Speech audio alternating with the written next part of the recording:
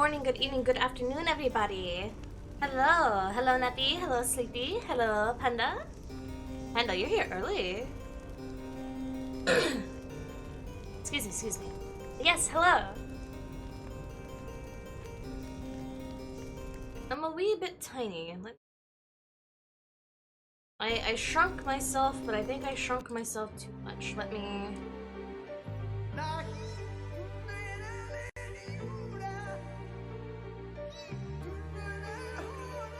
There we go. That should be better.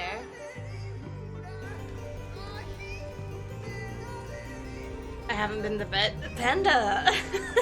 What's with you pulling these all-nighters, dude? You looking to set a record?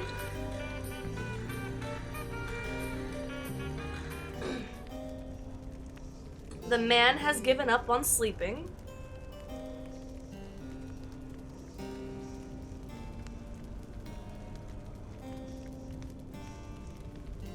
Gaming is life, sleep is an optional. I see. So I should expect you to be like season pass rank 30 plus by the time I log on later tomorrow, right?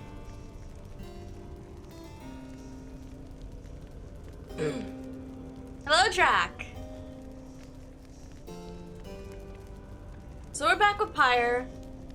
I'm gonna do my damnedest to beat this game today. I don't know how much longer we have. I know Sandalwood's plan is getting more and more bogus. I got the seeping suspicions earlier that the drive imps that we have gotten messages for the people who are at the Commonwealth might be lies. They might be scripted lies by those who work for Sandalwood. But I don't know. I've been going through like a handful of like little conspiracy theories about what's going on. So we're gonna try and beat this. Also because we have Bastion, we have Transistor, and we also have Hades to go through. And only until after I finish the Super Giants games am I going to start the queue to play the Dark Souls and now Dark Souls 2 playthroughs. Dark Souls 2 was graciously given by those who donated to the Ruga's Rescue, which is also above. We did complete our community goal literally within the first day, which was yesterday, but the goal will be up and available to donate up until the 31st, which is next Tuesday. There is a stretch goal. We're at 350 right now. The stretch goal is $500, and I will consume Flashbang on stream. Killed my taste buds for a couple of days, but it is what it is. And also, anyone who donates $20 or more, I will turn you into a Fog Chibi, which is the Slinky Dog. I'll be working on a handful of those tomorrow to those who have already donated. Benny the Mob Dog will help you through it. He's not a mob dog. You know, I was gonna give you guys the benefit of doubt of making these lovely senior puppos that we adopted yesterday some good crisp lore to interact with the last city. But I still don't like the fact that Roswell's being a baby eater, so I might write the lore myself. I might write he and Benny's lore myself.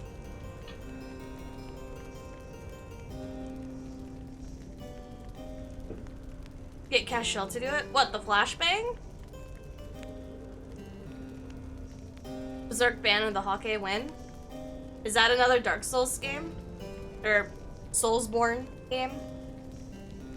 You finally joined the Masochist games? Not willingly. The Dark Souls 1 was reached during the subathon in April, and Dark Souls 2 was met yesterday.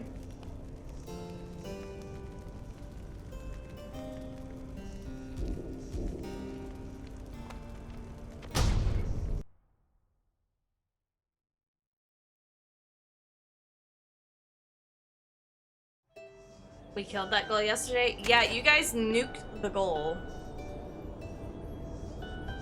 Been enjoying Hollow Knight recently?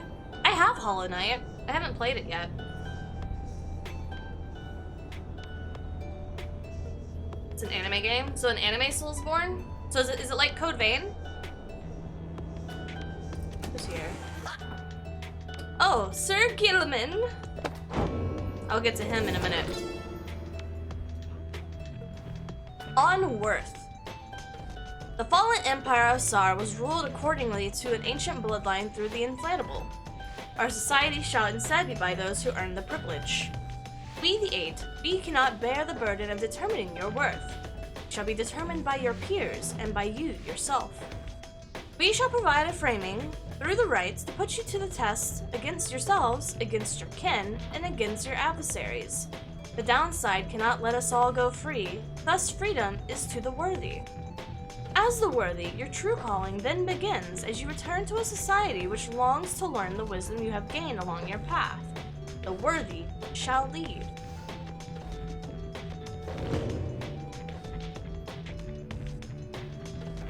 You should try this indie game called Honey Pot. Eka, I don't want to play porn. You also can't stream it. Just hopping in and say hi on errands. Nova also says hi. Hello, Ein. Hello, Nova. I hope your errands go swimmingly, that you get home quicker. It's not a Souls game, it's more Dynasty Warriors than Souls-like. How do you not know the anime Berserk? I know Berserk! But just because it has Berserk in the name doesn't mean it's a Berserk title.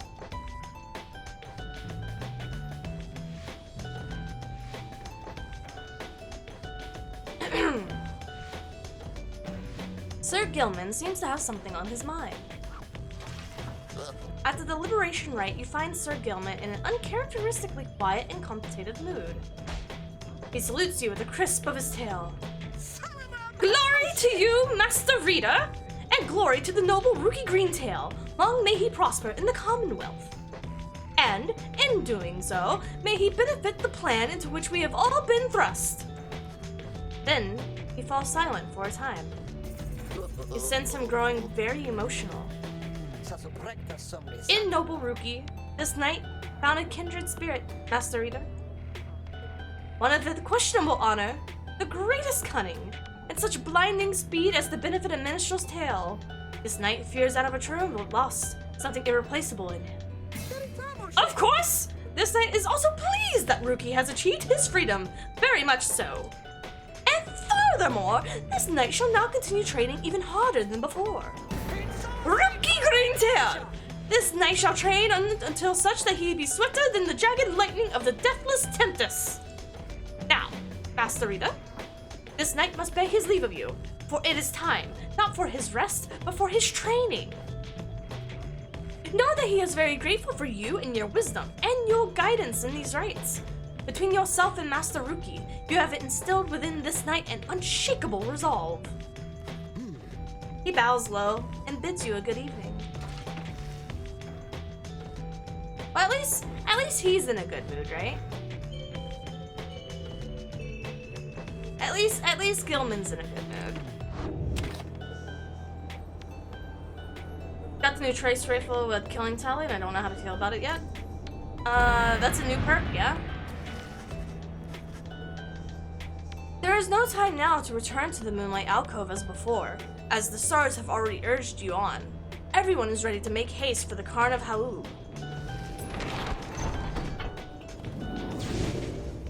It's the same exact story as the anime, but the game just plays out as a band of... the Band of Hawk movies. I see.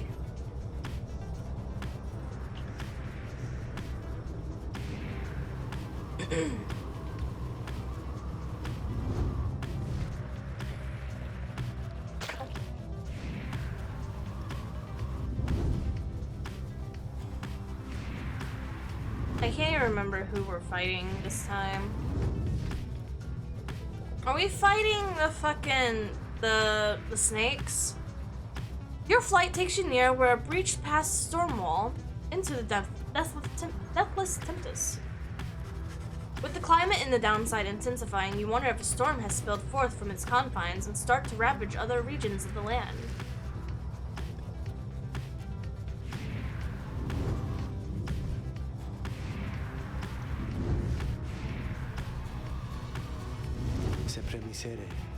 The forbidden cairn of Haub lies below. Not many exiles see fit to cross beyond it. Some fear that the listless remains of the shack's 6 shoulders shall snatch them up if they attempt to cross. Others simply do not want to pass through the flagging hands. Few know its true significance as we do, although your adversaries, the withdrawn, should be on their way there now. Soon, we shall confront them once again. Fuck, it is the snakes. Ugh!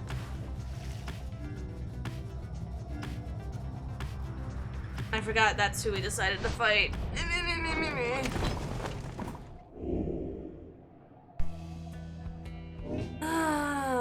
Yeah, Sandra?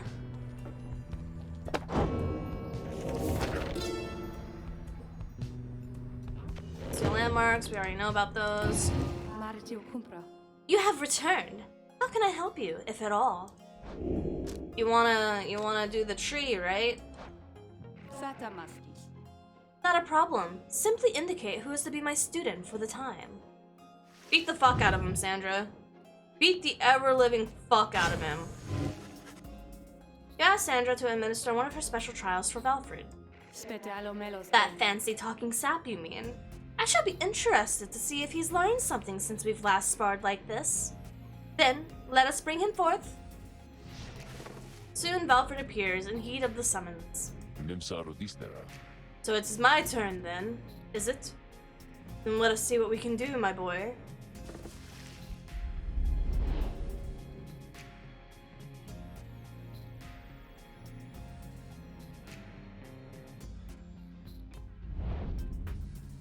This is gonna be aggravating, because he sucks at dunking!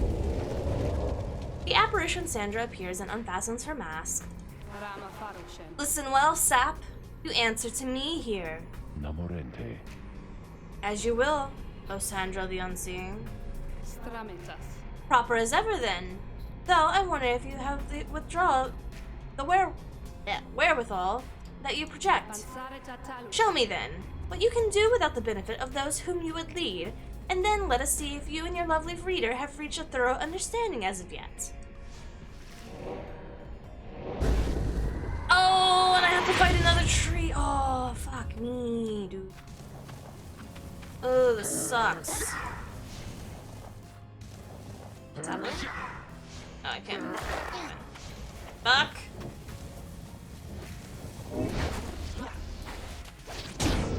Well.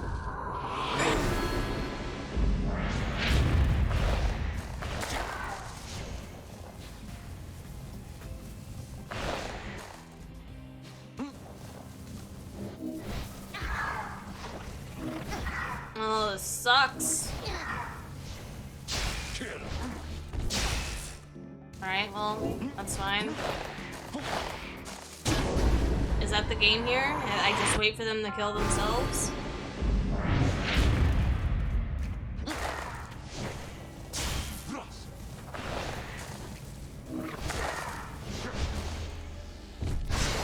Ooh. Alright, that's fine, I guess.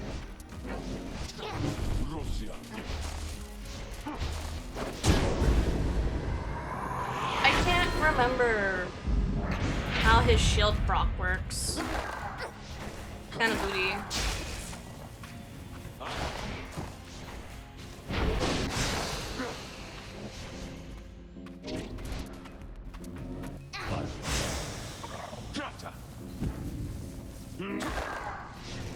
Put that over there.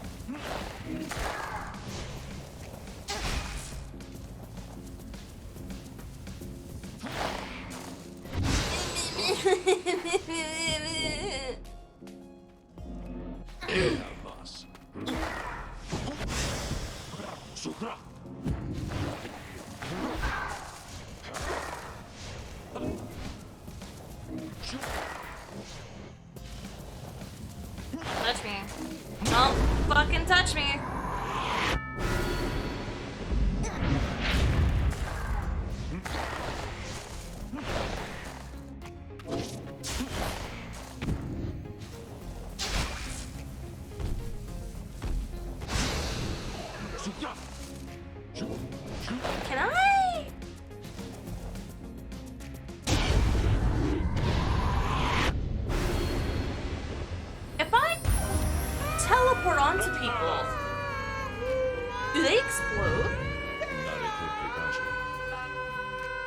I am grateful for the privilege of your time, good Sandra.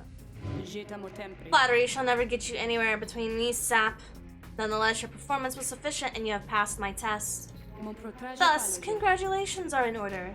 To you and your lovely reader. Now farewell. You haven't posted the weekly schedule on Facebook yet? Oh, I didn't. Thank you for reminding me. I'll do that after stream. Actually, no, that's a lie because I'll forget.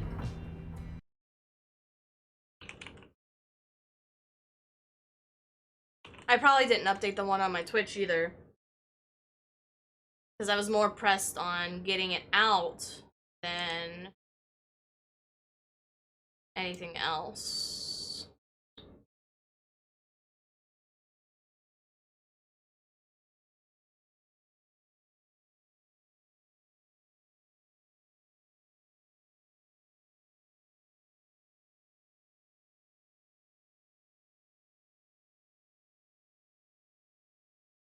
Eat that there, that this here.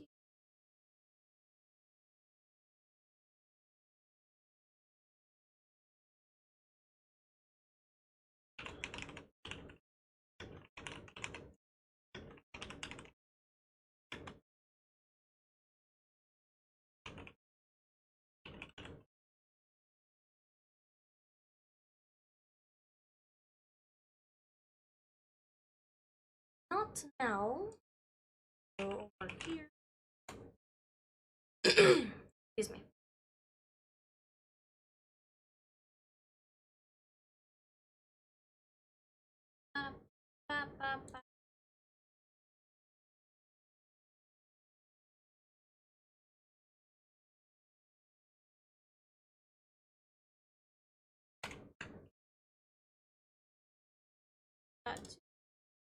There we go.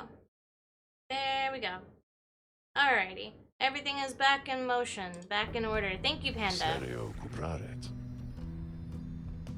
Hello, Devlin! Thank you for the lurk! I've not seen that Sandra in some time. She has not changed a bit. But it would seem she left something for us, did she? Lou's brow. Balfour's blink ability transported him further than by 50%? And I can still upgrade it? What relic do I have on him right now? Oh, I have the shitty relic on him. Okay, okay. Now I just need to find the goblin to upgrade this. Okay. This is fine. Something about the dry flats of the Shunt gives Gilman a strong intuition to explore the area. Together, you set out to take a look. Perhaps this knight could escort you, Master Reader.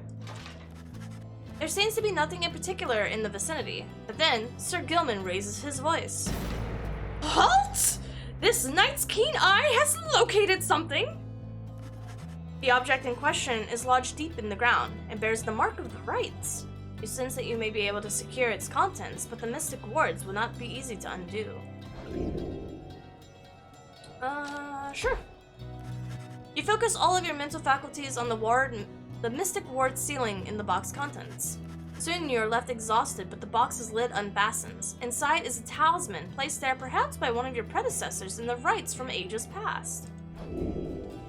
A luminous idol. After grasping the orb, the bearer instantly recovers all stamina. It's not that great. I'll be real with you, it's not that great. At the moment, the only reason I go to Facebook is because it's easy to keep up with your schedule there. I see. At least someone's making use out of the Facebook post. But yes, thank you for the reminder. Saturday is when we got home, so between Saturday and Sunday, having thrown everything together. Halt! Everyone, I beg you, please forgive my rudeness here. The black wagon has shuttered on top en route to the Cairn of Haub. There is some commotion as the lone minstrel motions everyone to be still. Someone is there, along our path ahead. He points into the distance. However, when you scan the horizon, everything is still. You see no sign of whomever the lone minstrel referred to. Still, he indicates caution. Strange. I do not believe I was mistaken.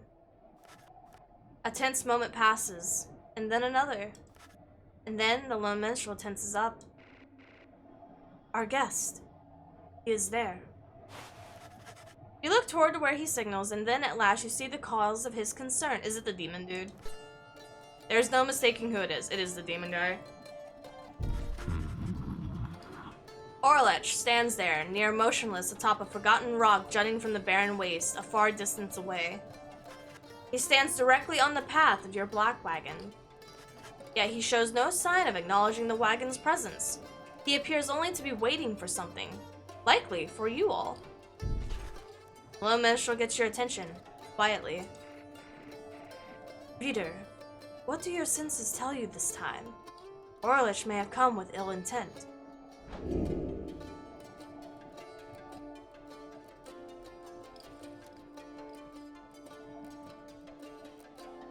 I'll talk to him. He wants to be a bitch, he can be a bitch to my face. There has to be a way to reason with lich and bridge the differences between him and his former triumvirate. Perhaps he has come to negotiate. Perhaps you are correct. Let us try and make contact with it then, as we proceed. You signal the drive-ins to start the wagon and head towards him. But just as you reach the point of where lich once stood, it seems our guest has already departed. Let us remain watchful as we proceed on course. Indeed, lich is nowhere to be found now. The unnerving encounter causes everyone to fall silent for the remainder of the trip. You can come negotiate with me. These hands are ready to eat for everybody, buddy. I don't care if you're an attractive demon. You're a dick.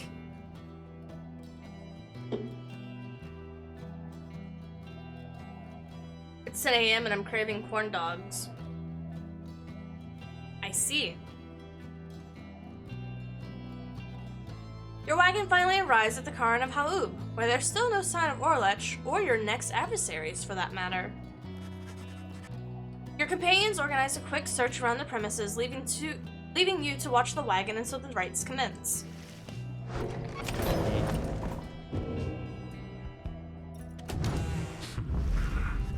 Oh! The fuck are you doing in my wagon, bro? How did you even get in here? Something is wrong. Someone is here, alone with you.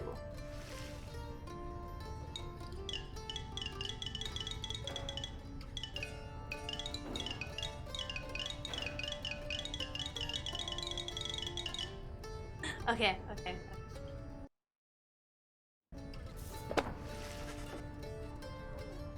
Oh, I can't read my next page of the book. Alright, yeah, I guess I can't ignore him. The fuck you want, buddy?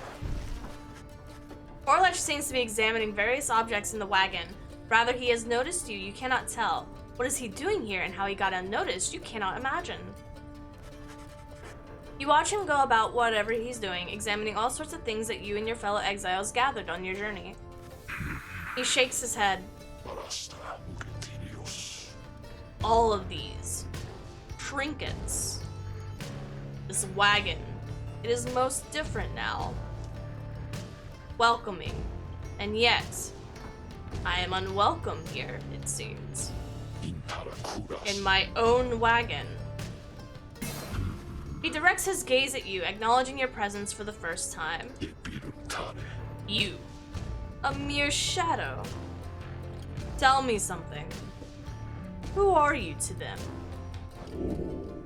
lich wishes to know your connection to the Nightwings. You tell lich that you have traveled all across the downside with this group and count them as your trusted friends. It is a different group now than in his day. A friend, is it? Beware, then, for the Nightwings do not always treat their friends with all due charity. Relay to them a message for me, Shadow. Tell them, I shall have my night. He strides right past you towards the door, but then he turns to you again once more. I shall have my night. Then, lich is gone. Bye, loser. The Cairn of Haub. How ironic that the shattered remnants of the bone titan ᴛᴇs, which once stood vigilant over the archway of the flagging hands, remains now as forbidden as he was the horror monster still possessed unnatural life. After little Haub dispatched the bone titan in a feat of ingenuity, Shax's pieces fell onto the valley floor, forming a set of standing stones which Haub marked. Further traces of the titan's glacial blood congregated to the perfect frozen drops, which still shimmer in the darkness. ᴛᴇs seems to be reanimating when the stars above him dance in a certain way. Paint the sigil then into the shining light. He do a little dance.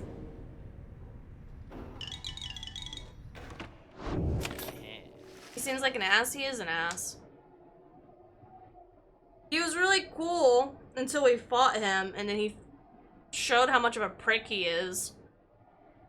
Several of your companions return as you exit the wagon. You explain what happened. However, none of them saw lich. Most concerning, reader, though I am thankful you are well. lich, he was always a peaceful individual, and yet his disposition is much different now. Perhaps we best inspect the wagon for any signs of tampering in light of these events. You and the others conduct an exhaustive search around the black wagon for any signs of objects missing or tampered with, as well as any signs of damage or foul play. The search yields nothing. No one finds a sign that anything was moved or tampered with. Even the drive imps seem calm. The incident leaves you questioning over your own recollection of what happened. You try to clear your mind, for the rite is soon to commence. Whoa, guys. Hey, let me tell you something real quick. Now, I happen to have heard Mr. Greentail. He's moved on or something like that, right? Well, I just want you to know, he was one of my favorite customers, and because of that, I'm giving you all the same great ideals, okay? How do you not have any stardust, you worthless little shite? I don't need any of these. Ugh.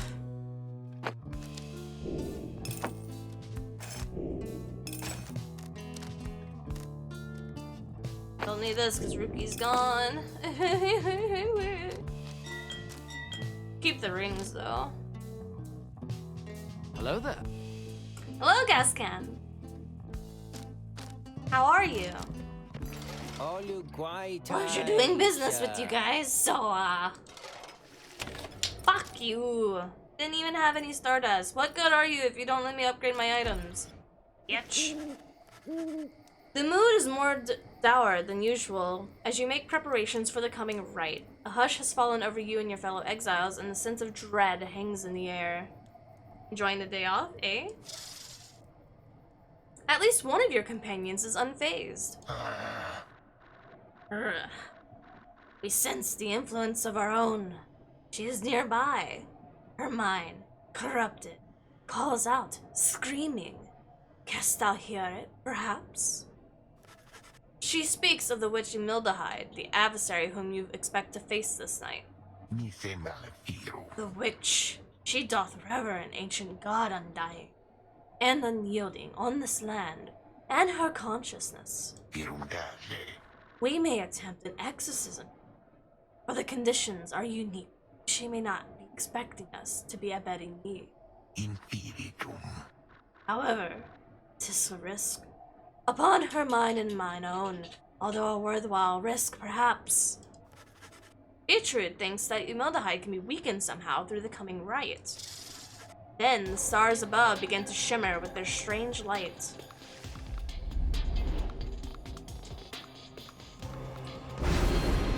Man, it is occupied in the skies, holy fuck! There, Star VStreamer. Our adversary worships it, and whom it represents. Fixate upon that star, greater one, If thou dost stare it, invoke its power. Doesn't it only help the adversaries though? Do so, and our adversary ᴛᴛᴇs shall be emboldened, but also left vulnerable to our sorceries, and yet limit her ambitions thus. Bro, last time we did this, it fucked us. More cunning and quicker to react. Dude, they kicked our ass last time I did this. For you. A tattered mantle. After your adversaries grasp the orb, their auras shall slowly shrink rather than vanish. That one's not terrible. Tattered mantle. I think this is the one that I missed last time. Yeah, and ᴛᴇs, your adversary shall have 8 quickness. Ew. We already read Shax and all of them. Oh man.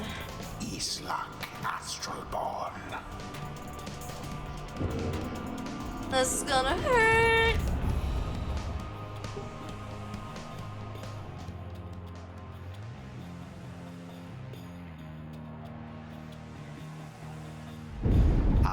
The infamous reader returns, Get me. along with his remaining retinue of miscreants. You managed recently to rid yourself of yet another one. Your adversaries, the Withdrawn.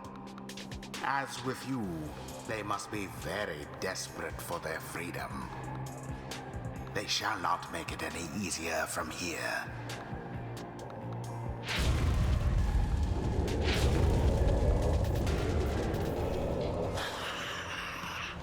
What have we here? Ye have returned once more unto our presence. We sense something among ye. Who? Beetroot slithers forth and gazes at her adversary. How? Maggot. Should have known. But Beetroot does not respond. Nightwings. That one shall be of little benefit to ye. That one's sorceries are mere pittance to an overwhelming might of Yishlat. Soon ye shall see. Oh, yep, they have. I forgot they have that. Oh, I forgot they have that. Oh, they have the icky talisman. Fuck. Breeding one, thou invoketh the star Yishlat. So then, beware. Through our sorceries shall ᴛᴛᴇs be cast into a hopeless doubt about her faith upon her god. Shall be done if we prevail, but only if. Our minds shall perhaps be forfeit otherwise. Yes, sir. Yes, sir. It seems that through the outcome of this rite, if ᴛᴛᴇs shall be permanently weakened, or Betrud shall instead. Who shall besmirch the Nightwing's name? Oh, well, that's disrespectful.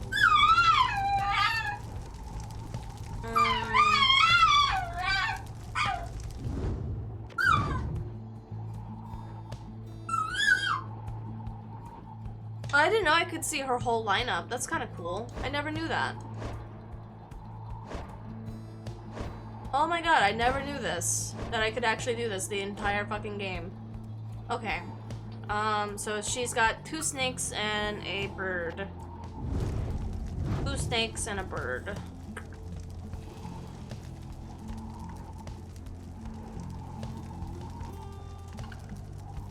Just choose. I'm thinking about it. Volfred. Bertrud. Sir Gilman. It is done. This knight is unafraid of our most terrifying foe. For the most part. Now then, Nightwings, you wish to mock Ishtar. Ye, in your infinite foolishness, shall be among the first to suffer.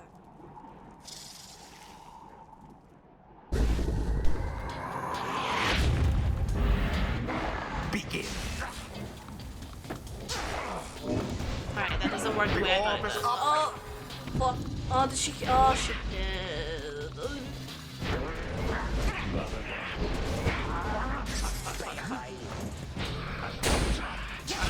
Fuck. Fuck.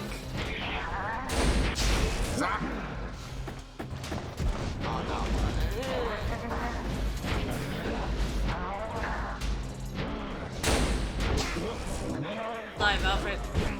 Literally can't do anything about that. Oh. Well. Warp time. Warp time. Warp time. Warp time. Oh. Positively brutish.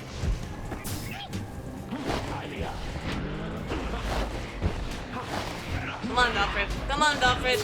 Oh, you weak bitch. Ugh.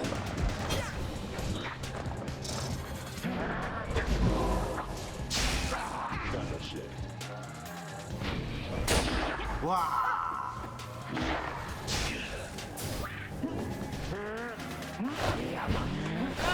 Come on, come on, come on.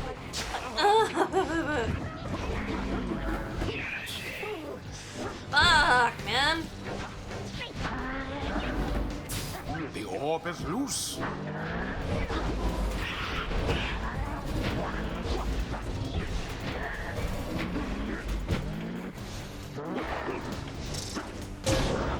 An inauspicious. How did you jump over? That's cheating. Pathetic as expected, ye inconsensual maggots. Bitch. Bitch. Banished.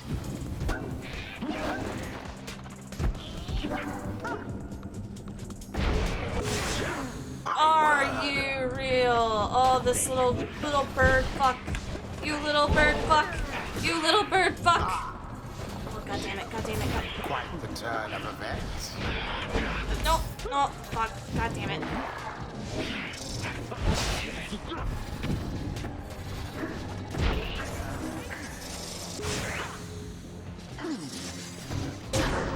Gertrude's faster than she looks.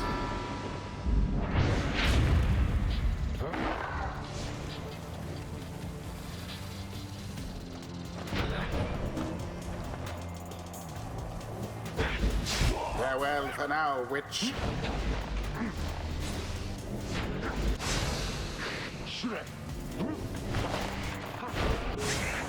Oh, fuck. Alright.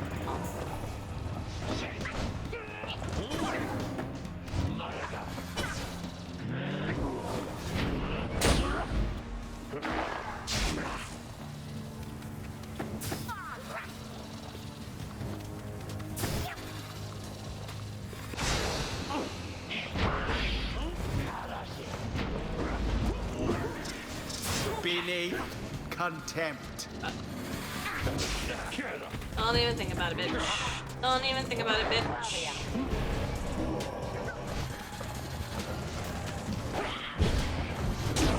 Exactly by the book.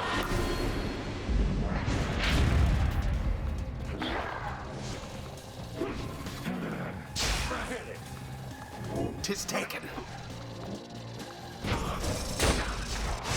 Fuck. Quite foul for the Nightwings. Oh, I didn't know she took out Alfred. Oh, that bummer. A rather cunning trick.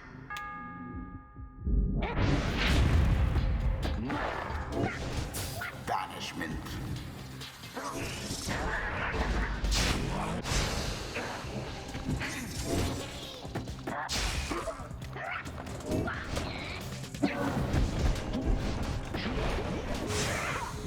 Banished from this place.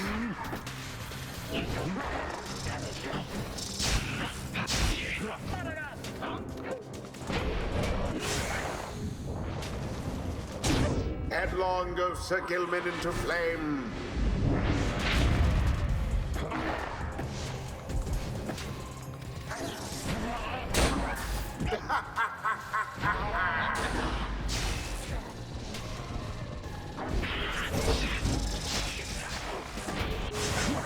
Oh, Tough luck, Nightwings.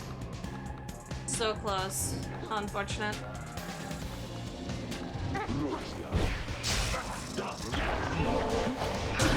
Disaster. Oh god damn it, that was fucking the witch that dunked, god damn it. Now to the flame. Bertrude plunged into the adversary's pyre. Oh, this is gonna be Now someone close. end this. Uncomfortably close. Spectacular! Nope. And it is done. Damn. The withdrawn prevail.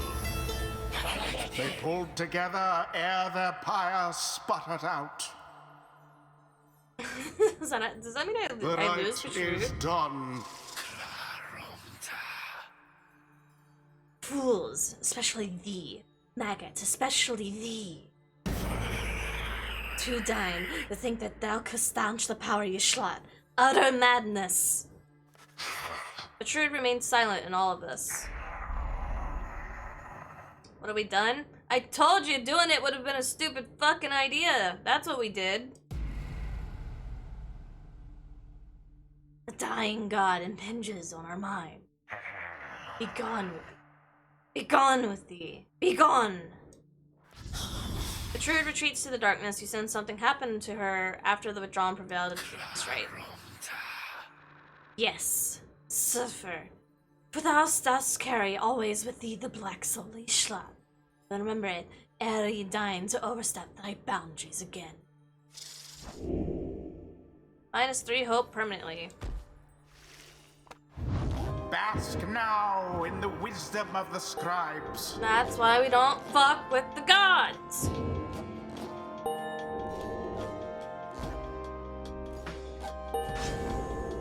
Apparently, the exiled Bertrude is committed to the path. This land, so rife with the eldritch knowledge, long forbidden in the Commonwealth. We learn the stuff of fear itself. Fucking with gods is so much fun. No, it fucked us again, like it did the last time.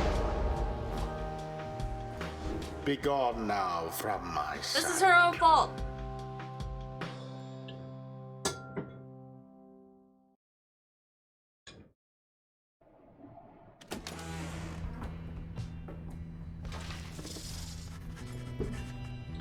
Back at the Black Wagon, you find the lone minstrel explaining to your fellow exiles after they have failed to prevail the withdrawn despite the most putting out of their pyre. It is plain to you that none of them look well. The lone minstrel notices you there and turns to you. Reader, faster turning of the cycle of rites has put a strain on everyone. We have multiple cases of banishment sickness this time. It's fortunate that you and your other companions are available to conduct the coming rite, because I fear that this group here requires rest. You bid Valfred a swift recovery, and he nods weakly in response. You exchange a swift look with Sir Gilman, who seems exhausted after the last rite. As for Bertrude, it is clear to you that she wishes to be left alone right now. You leave the lone minstrel to look after them, and turn your attention to the stars to see the remaining shining light in the dark.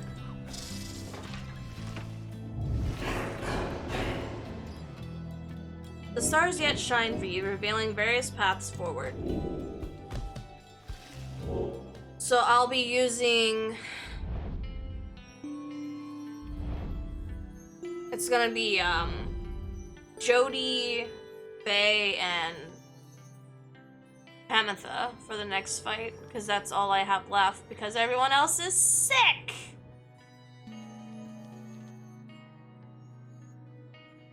Where's the other one? Hello? Oh, Gull.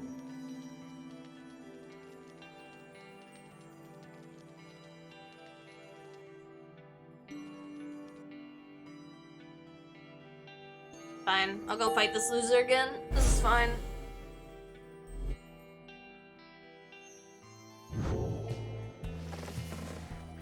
Ah, ḻY against the Lindell the Liar and the accusers.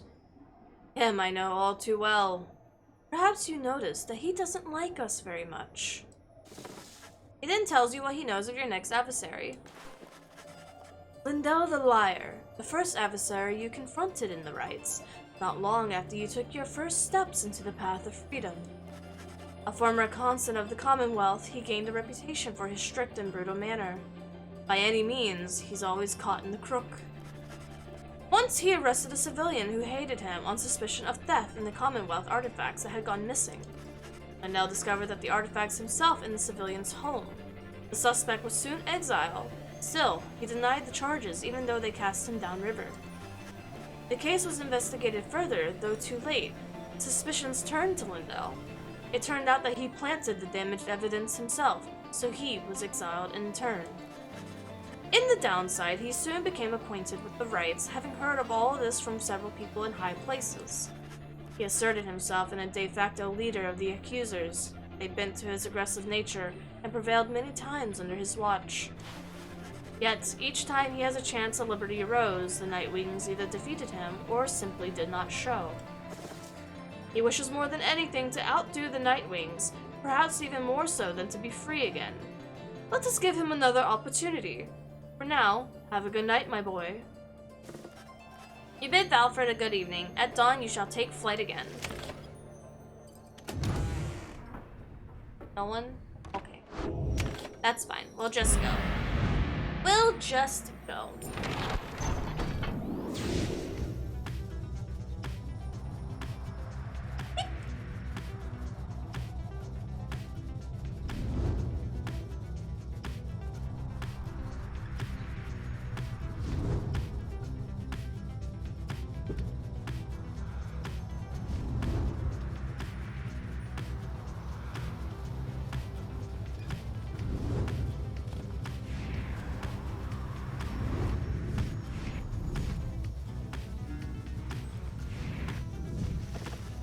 As the wagon soars across the skies above the waking wood, you notice Valfred appeared lost in thought. You cannot sense straight away what he is thinking. Do not mind me, reader. It is simply that being here in this vicinity, it brings back a lot of memories, and gives me much to ponder. I hid within those woods for many, many years, making preparations for our plan. I cast aside my remnants, and I became untraceable. There I waited for the plan to germinate. So, it means a lot now to be here above that place at least. Quite the view, wouldn't you say, my boy?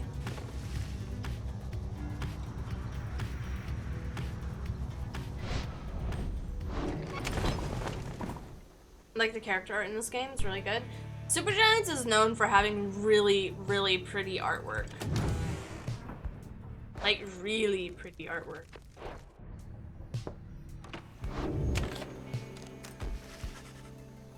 You volunteer to survey the sifting vapors around the black wagon together with Faye and Jodriel. Oh, can we go now, mister? Let's go! Let's go! The search turns up to nothing of note, though wandering with Faye and Jodriel provides a representative of a long day on the road. Together you return to the wagon in some better spirits. You should have time remaining to which you may pursue your vocations. Let's see. She's close to leveling. He's not. He is. And Jodriel's capped. You and Faye go over what you know about the celestial landmarks you have been to and how their properties impact the Nightwings and the Rights. How she knows many of them well by now. Flere ᴛᴇs? I feel so overwhelmed, I think, because the scribes, I think they speak to me and lift me up whenever I begin to think that I'm going to fall. While grasping the orb, Faye jumps. Ooh, sprints and jumps without stamina. These landmarks underneath the stars, I sometimes wonder, are they fallen from the stars themselves? Not bad, not bad.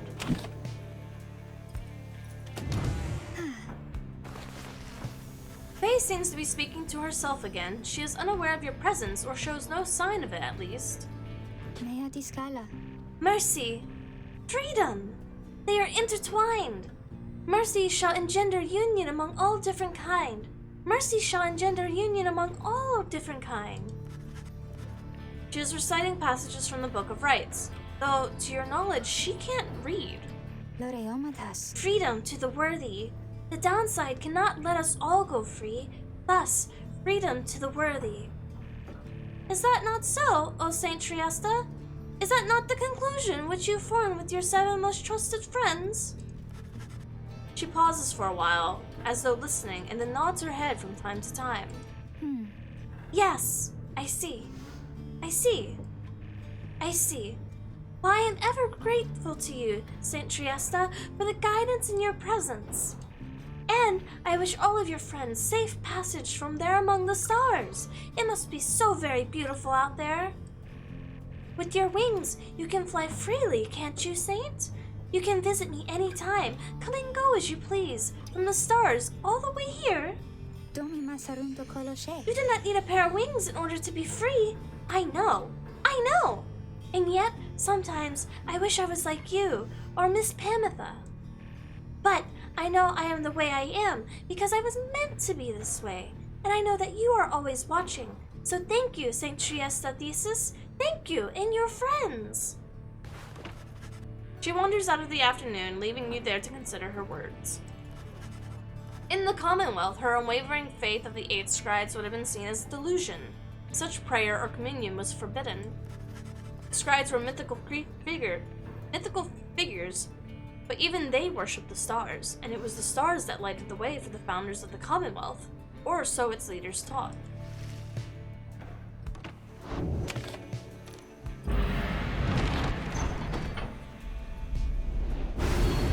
You are nothing, reader. Nothing but a mindless simpleton. Well, that's very rude.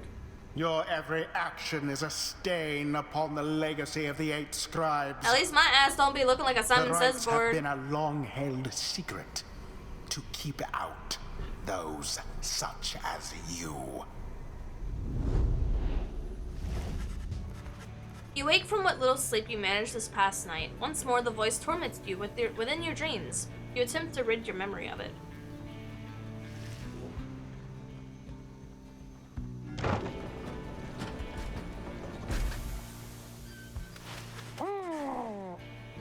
A messenger imp with news and rumors from outside comes huffing towards your wagon here in the leaves and branches of the Black Basin. You let it in and offer it some light refreshments as Ruki would have done. The imp's message turns to be about him. You learn that Ruki's past transgressions have been forgiven since his turn to the Commonwealth. He was even offered a well-appointed home in place of its business. It must have represented just the kind of lavishly lifestyle that Ruki always claimed to have wanted for himself and his extended family. Eventually, and somewhat reluctantly, however, he refused the gifts. Instead, he tracked down Volfred's agents and gave them an ample information, thus emboldening their rank. The last bit of the message sounds as if it was transcribed word for word on something like Ruki said. It simply reads, "The rest of you better get back here soon, or else!" You thank the messenger imp for the report. Soon, it shall have all your companions talking. Ah, the noble Ruki! Here's a shining example unto us all. Hard to believe that he would have turned down living that kind of luxury, though he may have gotten used to it out here. Don't you think he must be sad to have turned down a house? I hope he isn't sad. I had every faith in our friend Ruki that would stand tall and soon rise to the occasion. We understand Ruki holds no small degree of influence, at least among his kind. Seems that Greentail had himself a conscience after all. The news of Ruki's liberation fills you and your fellow exiles with newfound resolve. The messenger imp accepts some scraps to eat from you and rushes off. Your companions gain +1 hope for the next rite. Wish Ruki luck.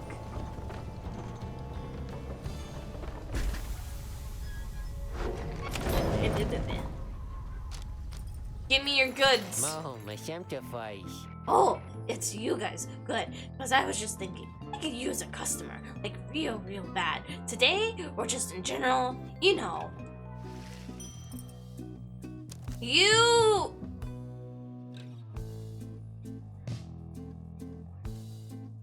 Why are you useless?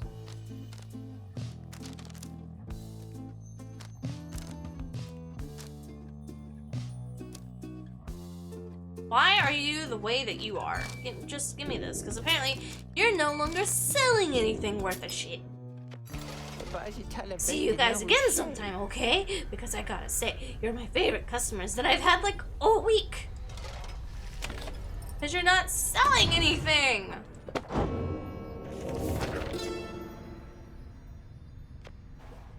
Downside diseases. Ailments in the downside have given no warning when they strike. Those who keep moving and make no attempt to settle, they reduce their risk. The afflictions come in multiple varieties. In the bogs, the flagging hands, a parlor tends to sink into the skin, and then into the mind. The nauseating ᴛᴇs north of there is difficult for some to tolerate. Very hot or very cold environs bring their own specific side effects. My coat is not as luxurious now. My fangs are long. Like all aspects of the downside, all of these ailments share a purpose, to test your body, mind, and spirit. They only appear to harm. Accept them, surpass them, and move on.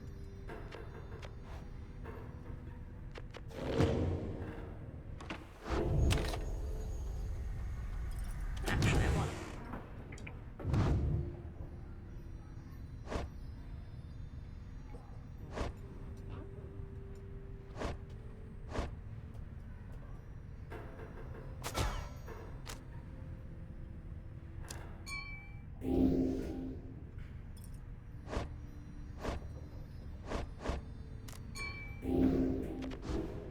Alright. Here we go. Once more, you have entered the nest of Trieste, and your companions stand ready beneath the still night sky, awaiting the commencement of the rites. You overhear some of their words to one another as you await the signal of the stars. Almost time to get work on these accusers, I suppose. Lower thy voice, and raise thine eyes aloft. Just then, you observe a glint of starlight that begins to shine above, and your companions soon fall silent.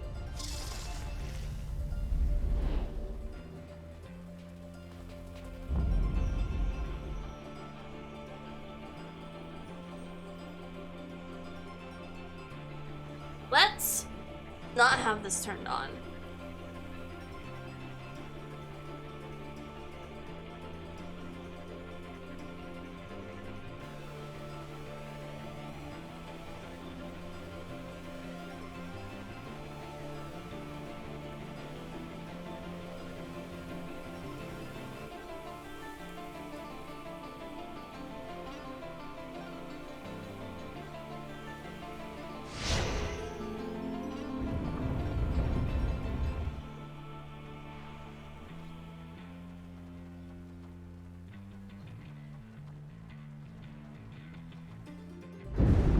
Rita, I am still very cross with you, you know. That's fine.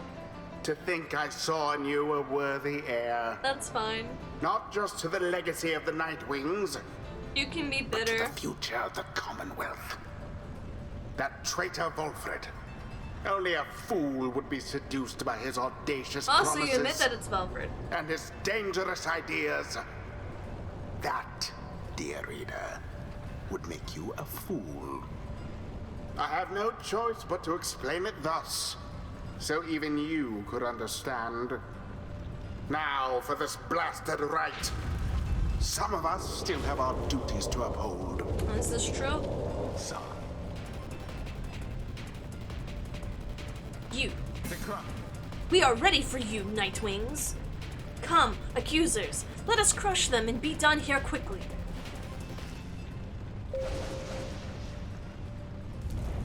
Choose quickly your triumvirate.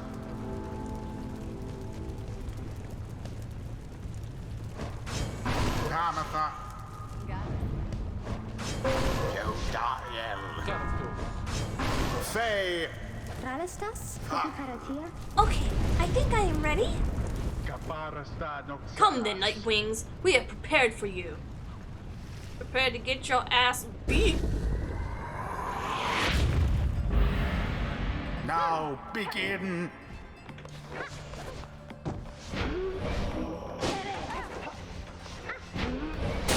Praise be to the scribes. Get the fuck out of here. Oh,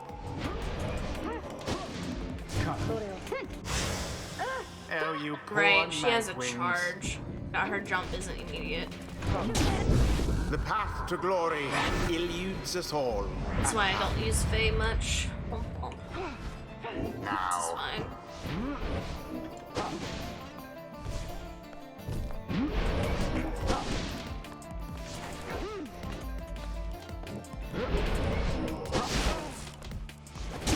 sublime. Okay. Both triumvirates are equally as close.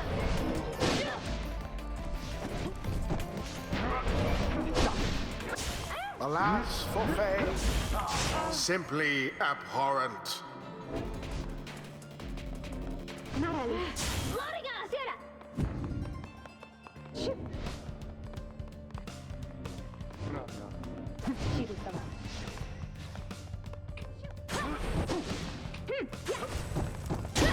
Faye douse the flame. I wonder, shall the Nightwings press their luck? Fuck. Alright.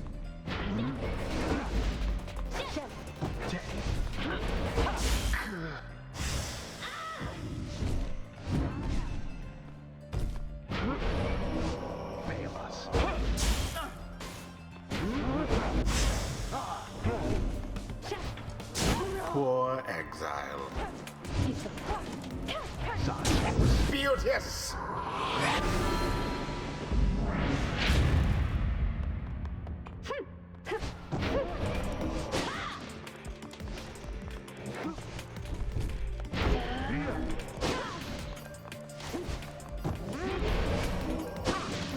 Begone, Jodiel. Fuck. Oh, they're probably gonna dunk. Yep. You left yourselves wide open. I did. I'm noticing.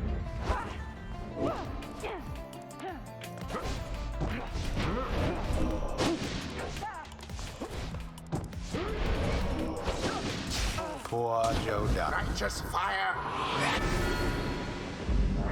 What a shirt. Oh, thank you. And the design is by Nova.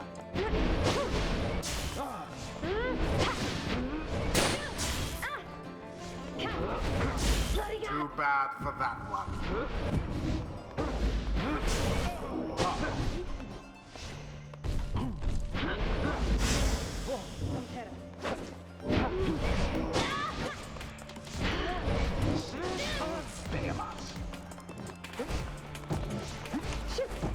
Pathetic. Fuck. I didn't want to jump into their orb. I figured I could clip it, but apparently not. It's fine.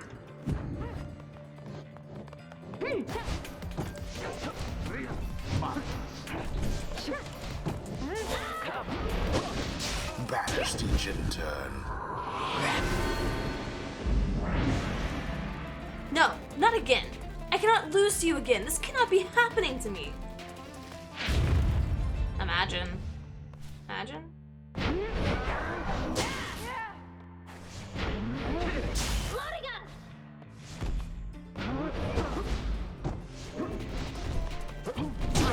Unfortunate. But I hit him. Hello? I shouldn't have dunked. I hit him. An opportunity.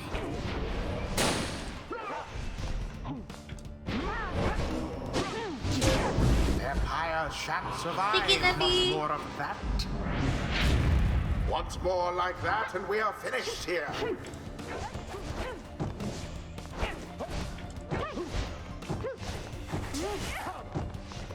And it is done. The Nightwings prevail. Team Lady. 'Twas as though the scribes themselves stood by their side. The rite is complete. Blast. That decorative constant of the Commonwealth should have ended up having a consort of the fields with fools as these. In these accursed robes and miserable circumstances. Those damn scribes certainly exist, for it's clear they have no love for me or anyone of descent birth of station. This guy's so upset. Is everyone in your commonwealth as fun to be around as him? Would it be coarse to take a bit of pleasure from his outrage? Oh, they're all pointing and laughing at him. Oh my god. I love women. Love women. They understand. Oh, the satire is just chef's kiss. Now take your sordid business someplace else.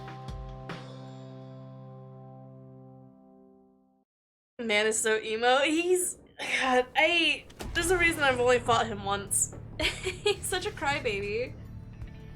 There proves little time for rest at the Black Wagon after your fellow exiles have overcome the accusers rather decisively. Those afflicted with banishment sickness seem to be doing better, or at least express gratitude to Pamitha, Jodria, and Faye for their efforts. Just then the lone minstrel appears before you. No words escape his lips. You can fully guess well what he wants to indicate to you and follow him back out into the darkness. The stars above seem to be few and fading, and yet still one shines, defiant. Oh man!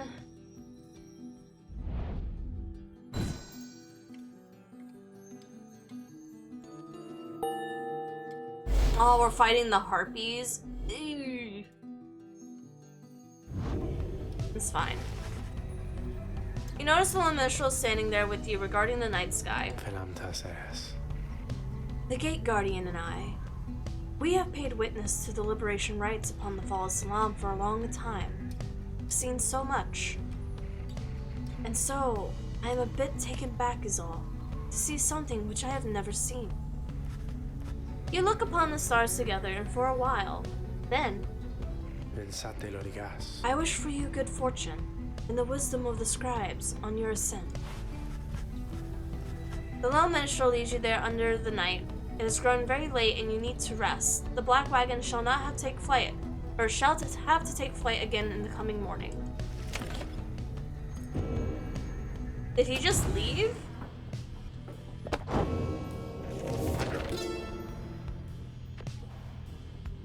Forged findings. There's a simple pleasure to be found in foraging around this place. Easy for a cur to say, of course. Though barren looking to the naked eye, the downside has its share of many hidden treasures waiting to be found. It was a nose for treasure after all, which drew us here. Certain types of artifacts found in this place would fetch a reasonable sum in soul, whether because they shine in inner light or due to other special properties. I have observed that the stardust, freshly fallen from the heavens, sometimes glimmers in the afternoons. I have not found a use for it yet, though it brings me faith. Perhaps I have indeed.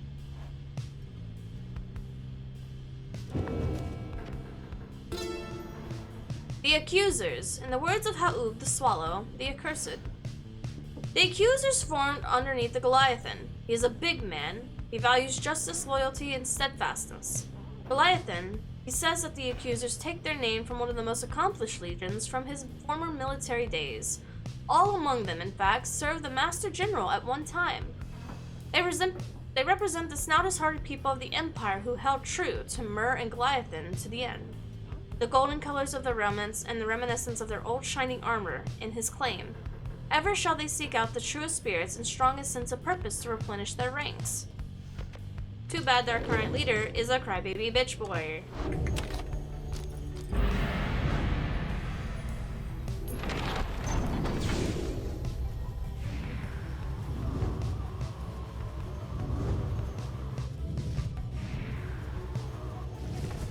Wilfred approaches you as you fly above the hidden lair at the Moonlight Alcove. Cannot help but wonder if you shall ever return here.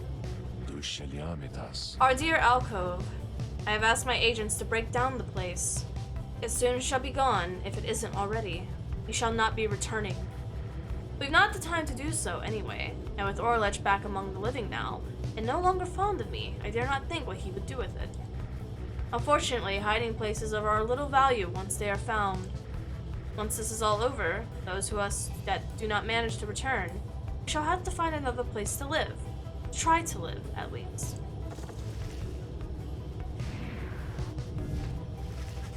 Something appears different now about the sacred mountains of the west here. The lands near the Emperor's Ascent and Emperor's Fall appeared ashen.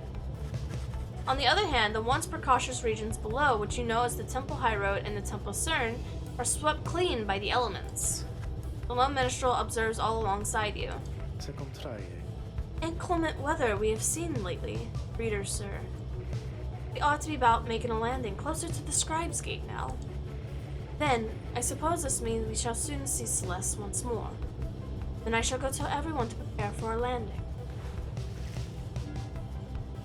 Faye and Gilman. Faye. You arrive once more at the fading glory of Mount Adriel. It appears that Timitha and the Essence have already arrived along the Elder Route.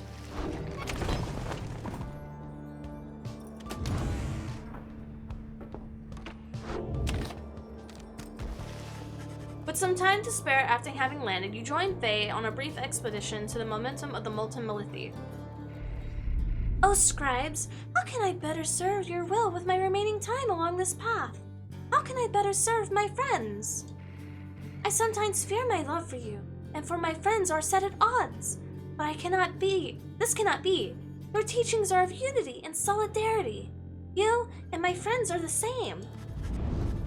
You return to the wagon once she's finished paying her respects. You have occasion once more to pursue your vocations.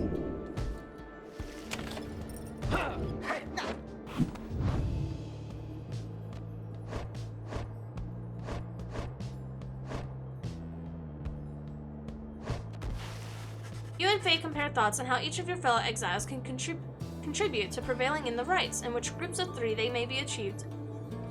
can achieve their very best. Ding dong. Each of us, we have a part to play, I think. Like how the 8 scribes needed one another. Continue forward.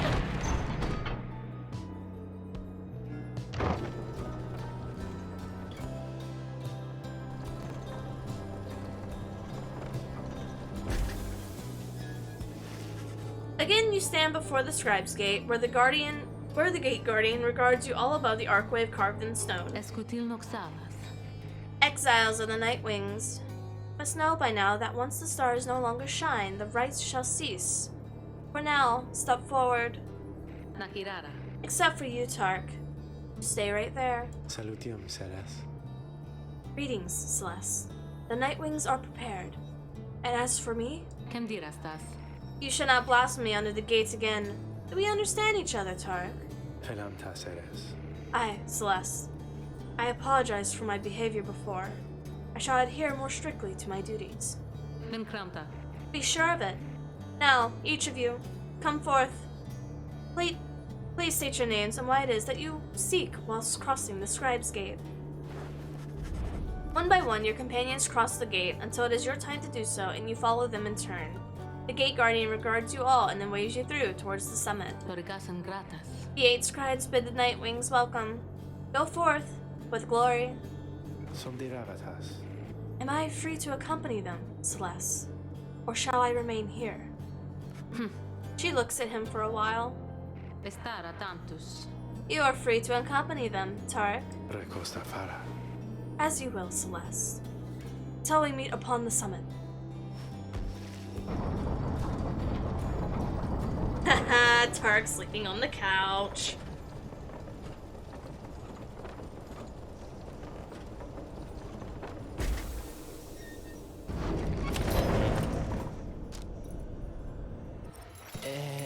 Oh, it's you guys. Well, come on in, I guess. You got right here on time, because I was just thinking, maybe I was closed a little earlier here, you know? Business has been real good, and everything. It's been a little slow in spots. A little slow is all. So I was thinking, maybe I should do a sale. What would you say to that? Just your thoughts on a potential sale. Stay strong, Falcon Ron. You reassure Falcon Ron that his goods are already competitively priced and that a sale should not be necessary. You know, that's what I was thinking too. Isn't that funny? I mean, prices can't be beat already, so a sale, no, that doesn't make no sense at all. So, you buying something here or what? Holy fuck! Stardust! I can't afford it. No! What is this? To bear the banished adversaries by flinging the orb into them? Fuck, how much is it? 49. Oh my god! Here, take the star splinter. I don't give a fuck. Give me this. Thank you. Thank you. Thanks, guys. Good luck in that thing you're going to tonight. Yeah, shut the fuck up. Don't talk to me. Alright, Pyre has a level 20 talisman, she has a 20 talisman, he has like 18, 20, and 20. 18. Okay. I'll be right back real quick. I'm gonna go use the potty and then we're gonna do the boss fight. Woohoo!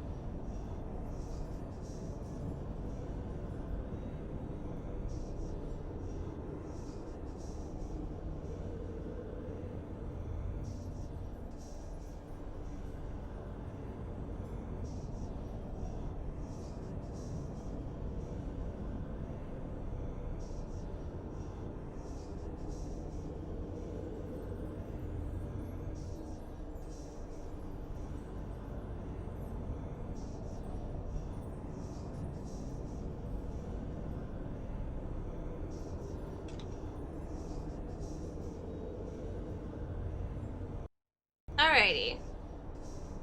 Let's go see what Tamitha has to say about us. Once more, the time has come for the liberation rite, where among you, one of you will go free if you prevail. Freedom is likewise at the stake of your adversaries, the Essence. As your companions gather under the fall, awaiting the commencement of the vital rite, the lone minstrel finds you and regards you in his calm fashion. ᴛ쏘ᴇs ᴛᴇs. Night is falling. The moments prior to each of these commencements, I must admit they give me pause. Knowing so much at stake during the trial that is to come. Tell me something, would you, reader? Ease the waiting for us both. I have traveled far and wide, even beyond these lands. However, the Commonwealth I only know through word and song. I sometimes think of what life would be like out there. If you were not ensnared within this place, and free to roam your country, what would you have done with all your days and years, rather than striding here under the stars? What would you have done with yourself in the Commonwealth? Retired to the outskirts. We long to find some solitude out there, though a different sort of solitude available in the abundance and the downside here. You would have lived out your days in peace, beyond the bustle of the Commonwealth, and in a manner closer to old times. Peace be with you, then, dear. Whatever it is that your travels shall take you, in this life or the next. Just then, the lone minstrel looks forth, and you see that it is time. The stars above, though faint, begin to burn.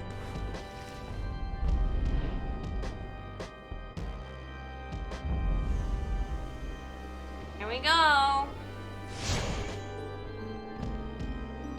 How goes things? It's going. I still have no direction in which this fucking story is going, but we're going.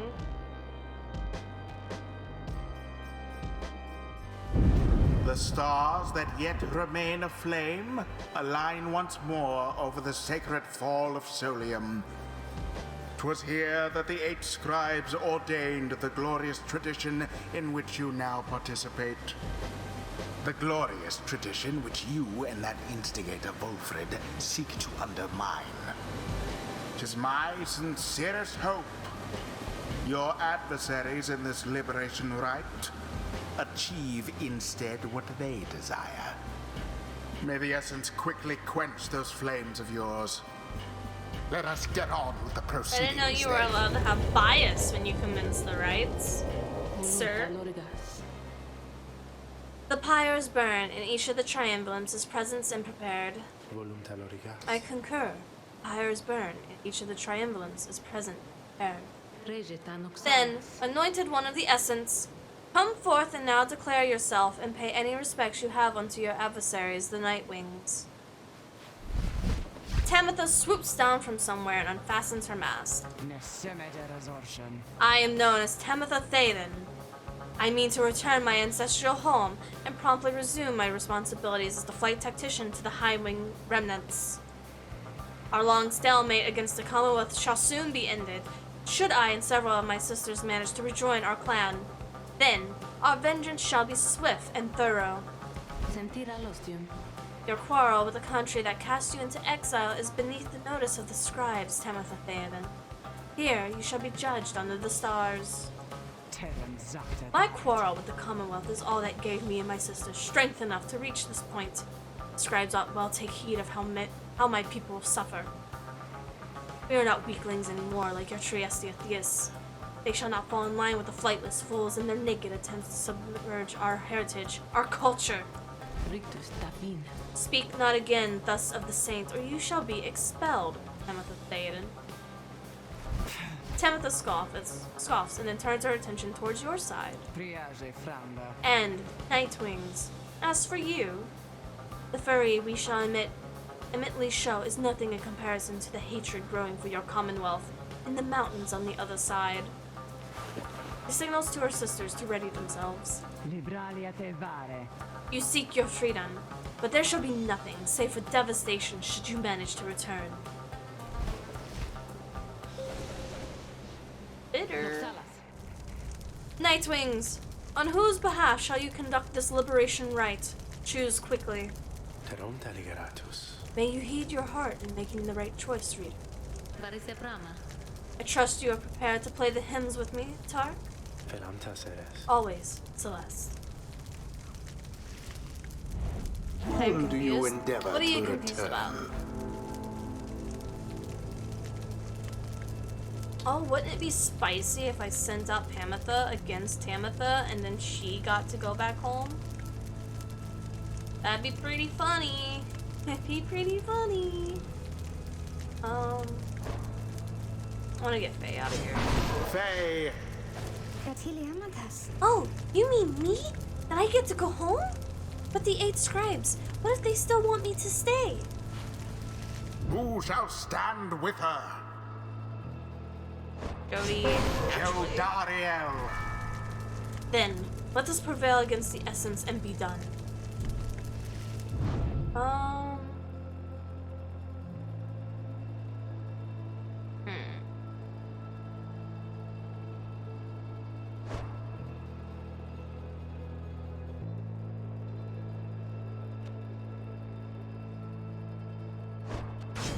Tamitha.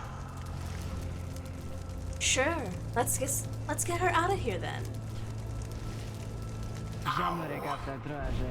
One final obstacle to overcome ere I soar again above your commonwealth. Such destruction I shall rain upon it soon. But first, let us dance this final time.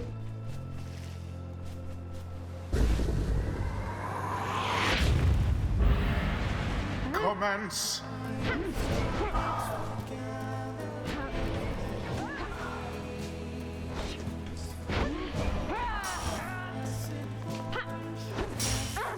Fuck.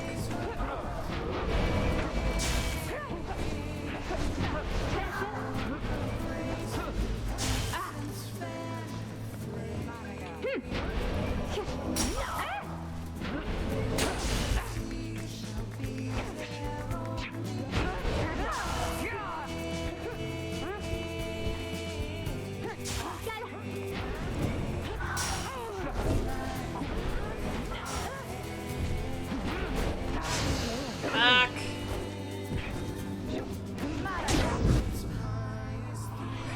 It sucks not having a speed character. As the liberation rites continue, you sense Tamitha reaching out to you, or perhaps just reaching out to anyone at all. Reader, someone, please, let her prevail. Let her prevail. Please let her prevail here, this once. This thought makes me a traitor, so be it. Please let Tamitha prevail. She is here, wrapped up in all of this because of me. The plea trails off and Tamitha remains steadfast, all of her attention focused to the liberation rite. And as for Tamitha, prepare yourselves, Nightwings.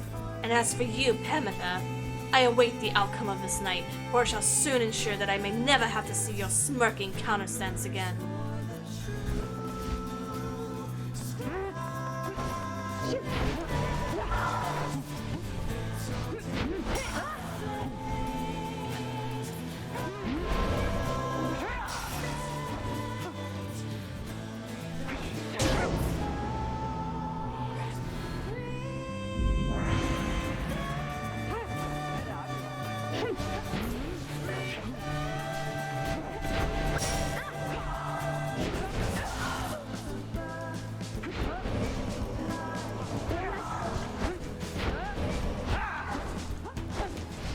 Fuck. I couldn't switch to her in time. Oy.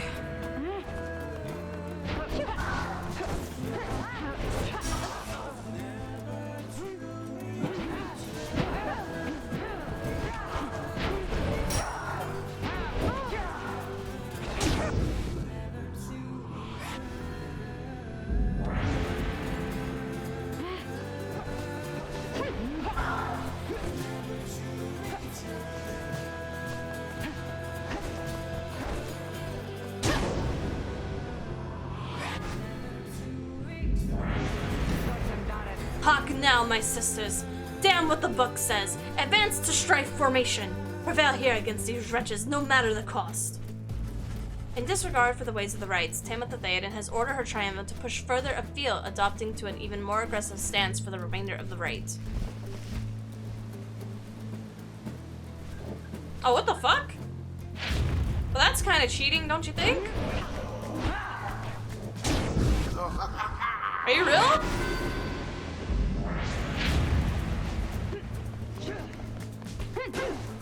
Oh. A bit of a blunder. Fully banished. With grace.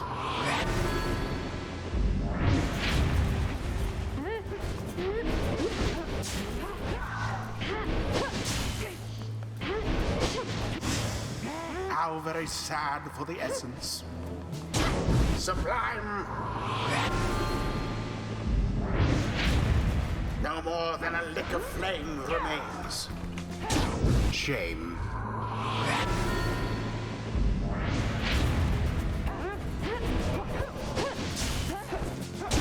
Your pyre spiders.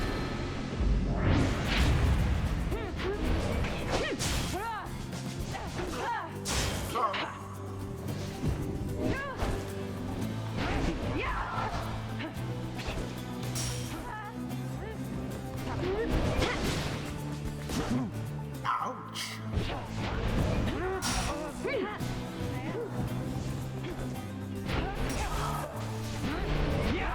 Quite an exchange. Alas.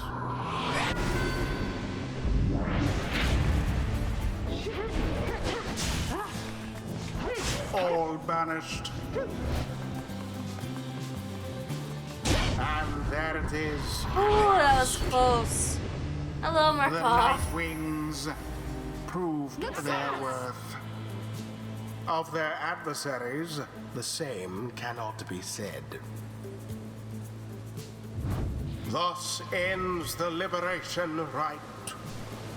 And thus the scribes have chosen the exile appointed by the Nightwings shall be free, absolved of all misdeeds, return to glory in the Commonwealth.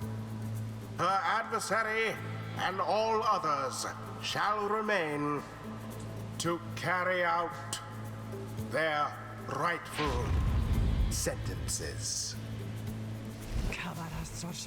Damn you for this, Pamela. All of this because of you.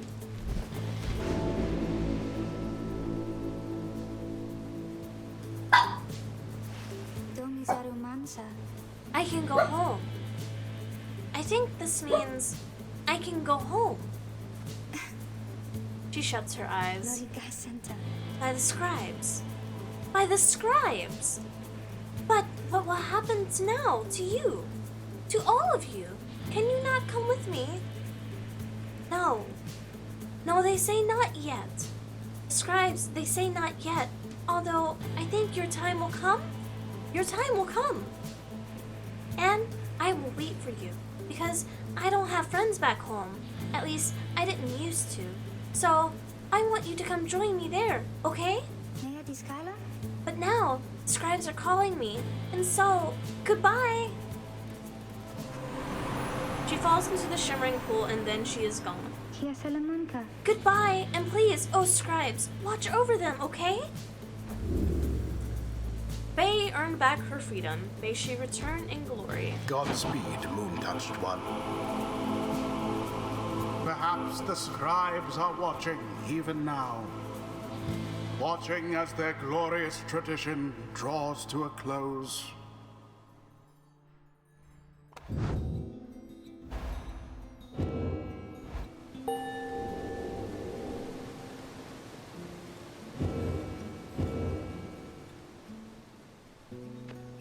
Now, take your execrable companions someplace else. Well, Hematha, truly did you get the best of me again. Know that your actions put our sisters on the other side in even greater peril.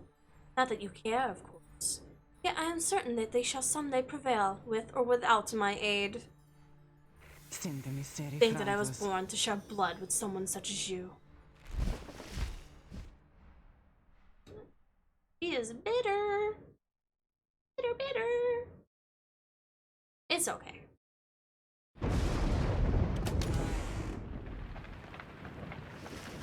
He returned to the wagon after having prevailed against the Essence in the Liberation Rite. An important victory. At least someone got out of here. He succeeded in liberating Faye, who returned to the Commonwealth in glory. Our plan approaches a key turning point. Let us ensure it soon comes to fruition. Not only for ourselves here, but our companions and our loved ones in the Commonwealth. But we have little time now to reflect on this. Look yonder, reader. The stars demand we go already. Let us help them usher in the end of all of this. You turn your attention to the glimmer of the stars. Their current rate of disappearance suggests another liberation rite should be coming very soon.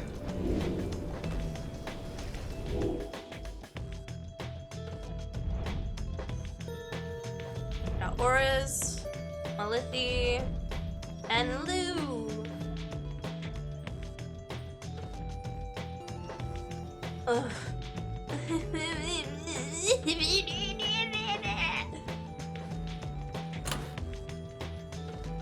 Oh, do I have to?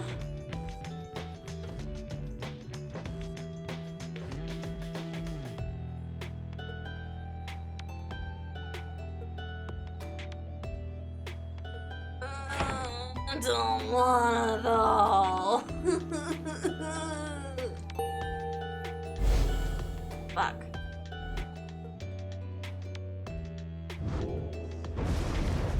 Now the stars bid you to return to the Glade of Lou, where you shall stand against the Chastity once again.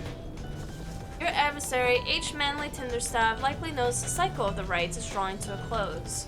His last remaining chance to earn a favor of the scribes and then regain his freedom likely hinges on the outcome of this next rite. The cycle of the rites is soon to end, the exiles of the downside striving to be free. Your adversaries, your companions, and even yourself are running out of time.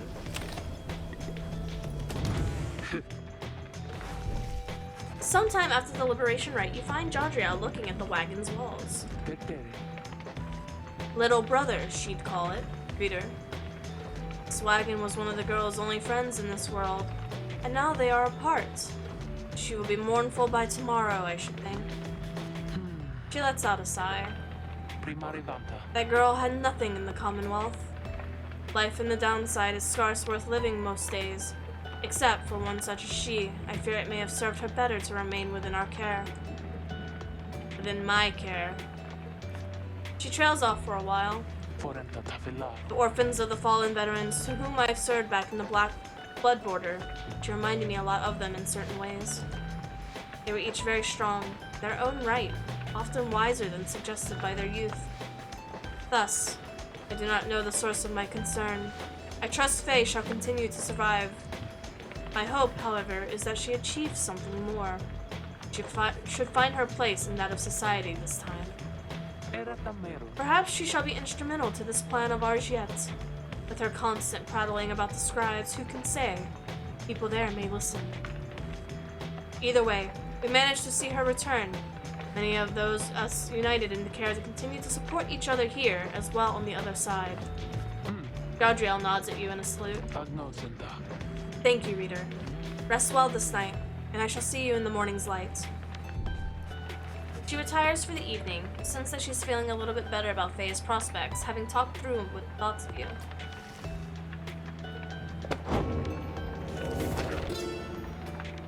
On history. This book cannot accompany you if you should earn your freedom. It is to remain here for your successors, for it is bound together inscrutably with us. There is no sorcery, however, to prohibit you from spreading forth its teachings.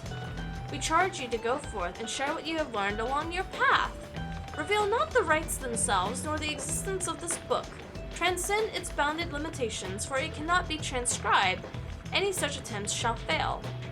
Beware those who dare read it to the other side. Under the guise of seeking wisdom may yet lurk a much darker desire to undo that of which we strive to do.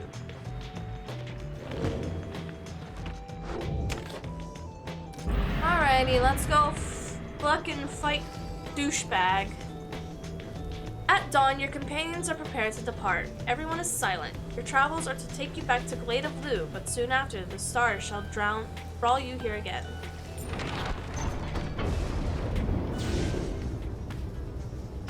So if we beat him, we'll be fighting the worms. If we don't beat him, we fight him again.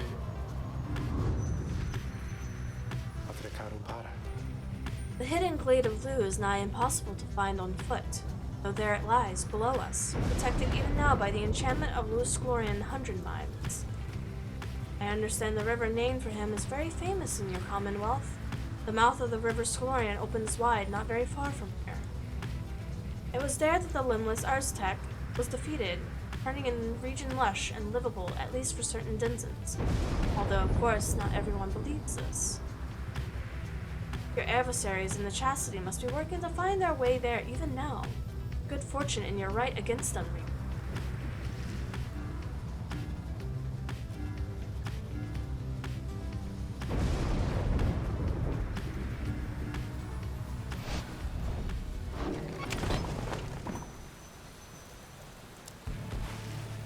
You meet up with Pamitha, who suggests you go ranging with her through the Needlefield.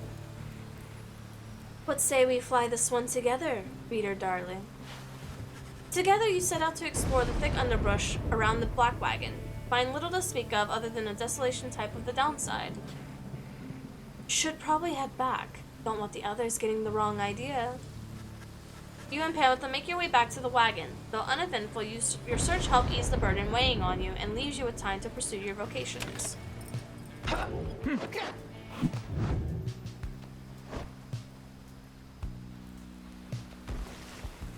Why, certainly, reader darling. How good of you to ask.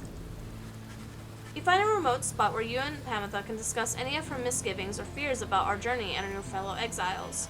The conversation gives you perspective and relief.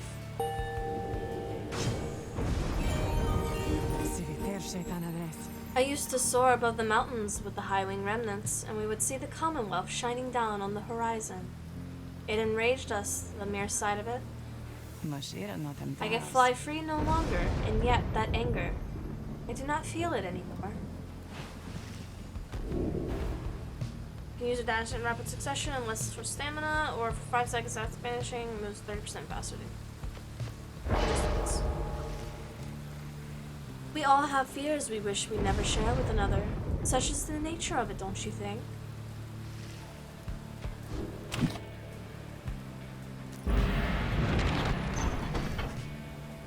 dawn, Valfred finds you shortly before the wagon is set to depart. It seems we are once more to face that foolish Manly, then, if I'm to understand. He shall be rather desperate to secure his chance at liberation. Let us be extra vigilant against him. Valfred rejoins the others in making final preparations for departure.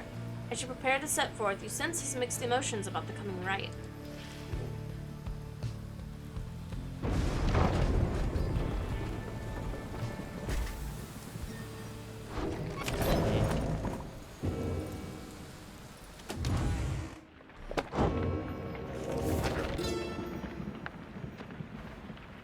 The Glade of Lugh. Never have I witnessed an affront to nature, mine and everyone's, quite like the poisoned woods of the limbless Erztek, the root titan, in his suffocating influence. I shall leave it to the boastful Underking to tell you more of Erztek's vanishings, while I may tell you that something of the glade that he protected which became my own. For my own genealogy now accompanies soil there and strives furthermore to prevent Erztek from taking root again. The brambles of the glade are constantly encroaching on themselves and then falling once again to dust. This miraculous cycle, reflected in the starlight piercing through the canopy, needs to be witnessed whenever the stars invite an audience. So that's the conditions of the rite. Hey guys, whatever happened to that Fae you brought in here sometimes? You know, the little loopy, frizzy-haired, always handling all the merchandise. I liked her. Fuck! There we go. Thank you. Goodbye. You guys take care, okay? And thanks for doing business.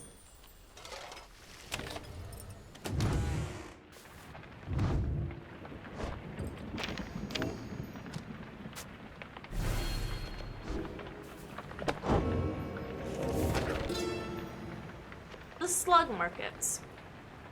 The words of Jomir Minimane. There are narratives in this land which the capacity for thought and oddly keen instinct for mercantile. Suspicious creatures, but not disagreeable entirely. From time to time we make an exchange with them. They lust for coins, for imperial soil. Though why, they do not say. We speculate that it is a delicacy. It serves this little purpose here, whilst the slug market wares are sometimes valuable. The creatures appear drawn to places where heavens shine the brightest, perhaps because they know we are as well. What they want exactly is unclear. We've taught them of our lands, and yet they remain preoccupied with simpler things. They're talking about the goblins. Goblins who care nothing but for the shinies. By now having to make preparations for the rites has become second nature to your companions. They go about the process efficiently, and this time in almost total silence. You cannot shake the sense that routine shall not go long much longer. Valfred approaches and confirms to you that the Nightwing sigil is set. Everyone has their books and raiments, and the grounds are ready. Everything should be in order. This long ordeal of ours, one way or another, shall soon be ended.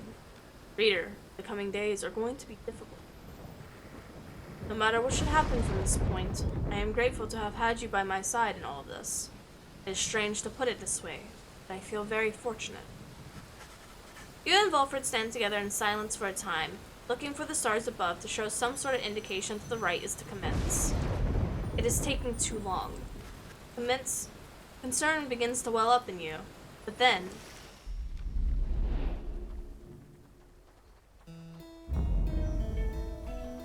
Okay...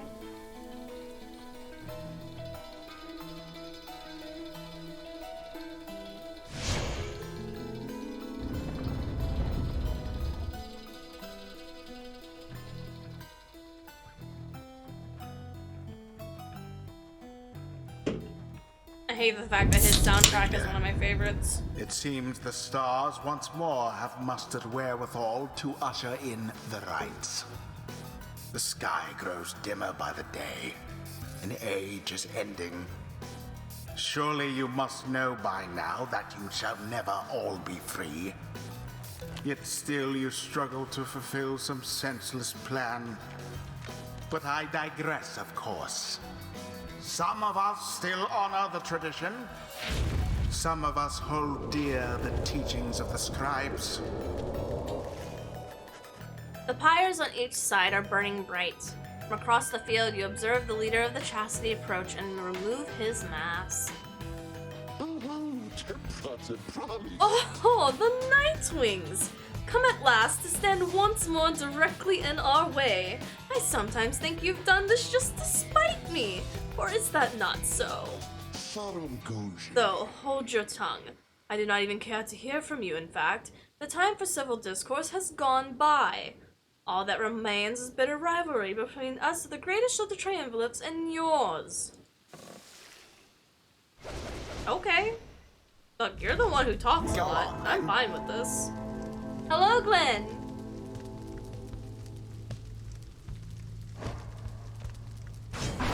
Volfred. Bertrude.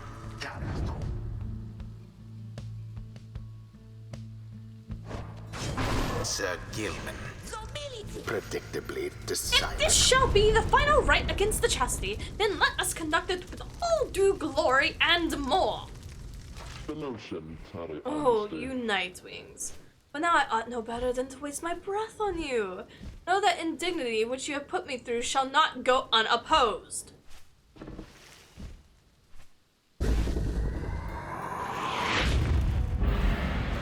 Begin. Get back to it.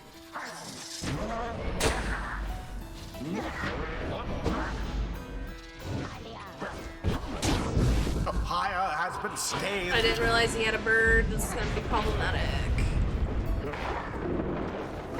Banishment.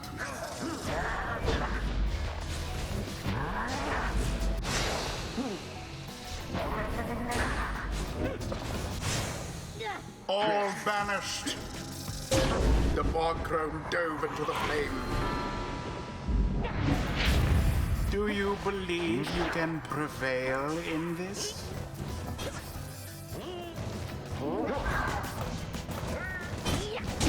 Ah, yes.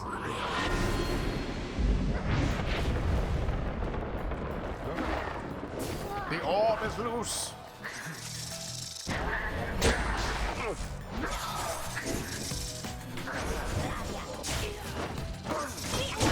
That pyre's flames grow weak. Oh, how very, very charming this display. But quit it now and let Old Manly put an end to all of this before you make a terrible mistake. Nah. I think I'm good. Oh, fuck, I didn't mean to do that. Manly's out of luck for now.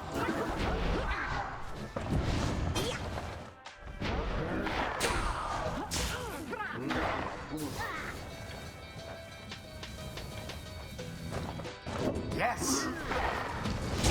Their pyre sputters. Now go on, just once more. That was the last of them.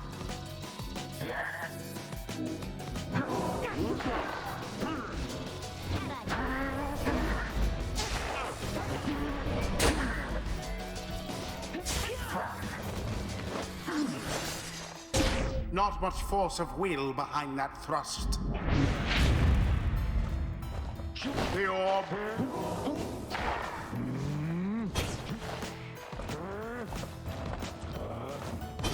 I can't do the thing with him, okay.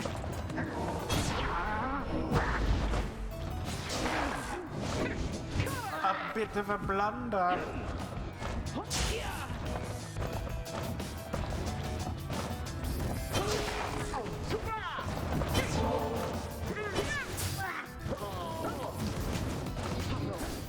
Oh, so close.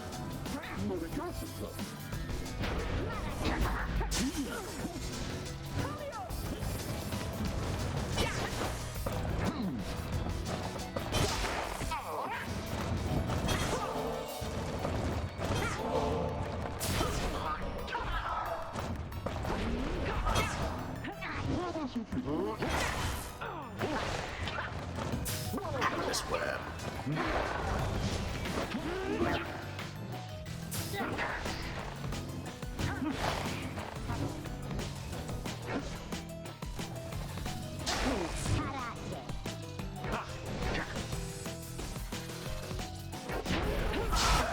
Instant chaos.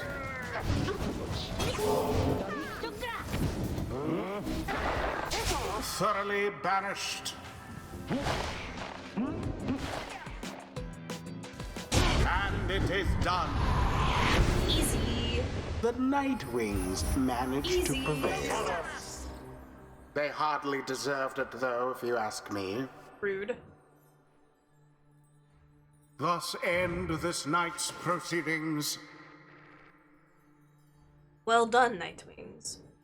As for the Chastity, though they have fought us fiercely many times, I doubt that should be enough. May they find mercy in this land. Ye, Chastity, ye conducted here with such fury and desperation that we must commend ye, despite the outcome, which hath favored us. This night declares the taste of victory is sweet indeed. We prevailed against a worthy foe. ḻम्रो ᴛᴇs. Why, you have spurned me thus, Nightwings. I shall never understand. You bring great harm unto our country by preventing my return. That your wrongful deeds are duly noted. The rites do tend to teach something of trust.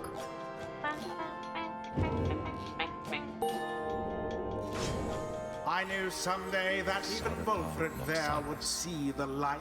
Long did I bide my time in anticipation that, one day, the Nightwings would reform under a common cause. To be part of it myself, it nourishes the spirit. Allies are banished, adversaries are slowed, and cannot use abilities. Holy fuck. That'd be strong. You may go now. I don't trust the tree man. No, Volfred's a piece of shit. He is secretly a piece of shit, and what he has planned is not going to benefit any of us at the long term. And I swear to God, if Tizu and Hedwyn and Ruki are not in good care in the Commonwealth, I'm gonna lose my fucking mind. Inside the wagon, after prevailing over the Chastity, Vtuber is discussing aspects of the outcome with the others when the lone minstrel seeks you out. Pardon the interruption, reader, but I need to ask a moment of your time while the night is clear enough for you to see. Please, come have a look outside. Perhaps the news of your next destination may further stir the hearts of your companions. Among the stars that remain shining in the night, one of them now burns as brightly as ever you've seen. It's time to go fight some worms! Is it worms? Should be worms. It is worms!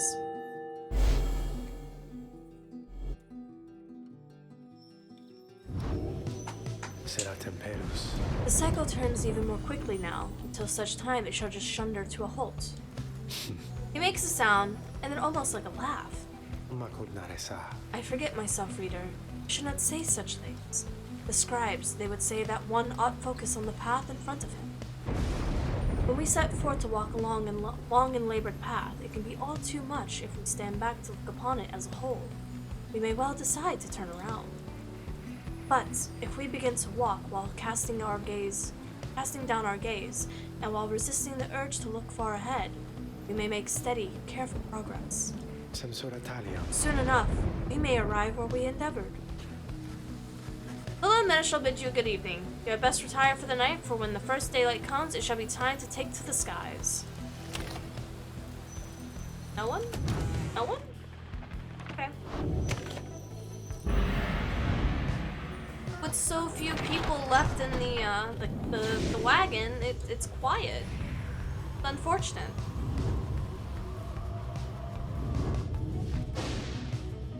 What the fuck? Your wagon reels from the impact of some sort of massive object slamming into it mid-flight.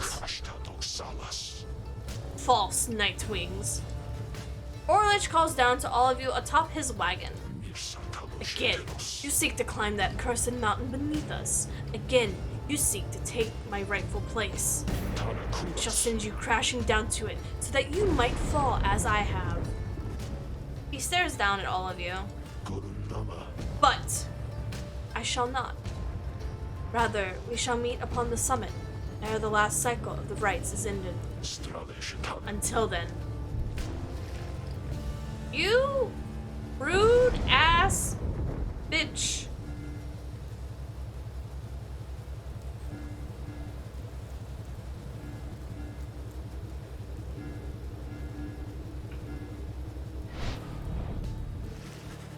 You make landing on the sacred mountain of Adriel after your encounter with ḻģ. Sio Tamta. ḻģ spoke the truth. He has right to gain the summit. When the time comes, Celeste shall deem him worthy and shall let him pass. While he has transgressed against the rites and has already been anointed and prevailed, nothing is written in the book on this. Liberty ought already be his. Tepratave. For the time, it seems that he has not yet traveled to the summit. Perhaps he is still making preparations with his fellow exiles. When exactly ḻģ intends to make good on his promise, he did not make clear. For now, you are to confront ᴛᴇs in the Pyre Hearts upon the summit. First, you must prepare. Seek the Worm Scribe's favor. Later that afternoon, you accompany Jodriel through the quiet solitude of the Temple ᴛᴇs to the monument of the Under King Horus. 2 remaining opportunities for freedom, then, is it? You scribes are rather stingy with your favor, you should know. Several of those who stand with me deserve their homes. If you are truly judges of the worthy, then I expect that you shall choose from them. You return to the wagon after she's finished paying her respects. The summit awaits, but first there is time to continue practicing your vocations.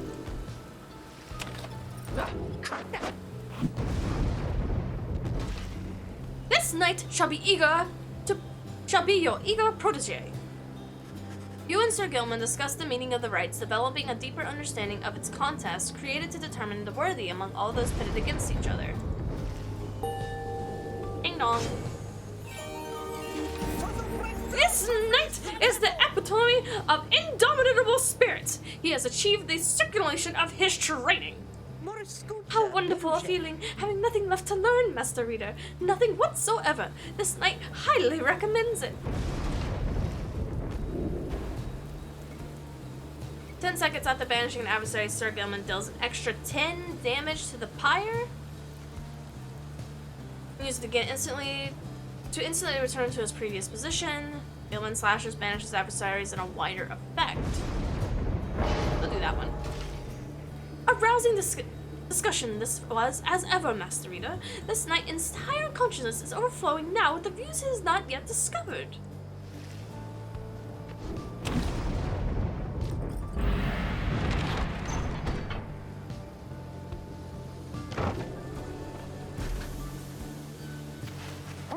A messenger imp with news and rumors from the outside somehow tracks you down in the ancient formations of Mount Adriel.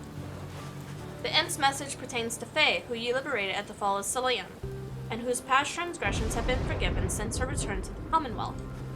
You learn that she was taken in by a well-to-do foster family and was being given private schooling lessons of the highest order in the ḻģs. A theocratic set believing divinity authority rests within the stars, they alone dictate the future. Ooh. They promised her that in time she might one day have the honor of teaching the children of the Commonwealth herself. However, she soon went her own way, insisting that the 8 scribes themselves were calling to her. She started wandering again all on her own.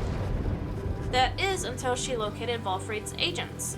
Thus her wandering ceased, and the ranks of the revolution grew stronger.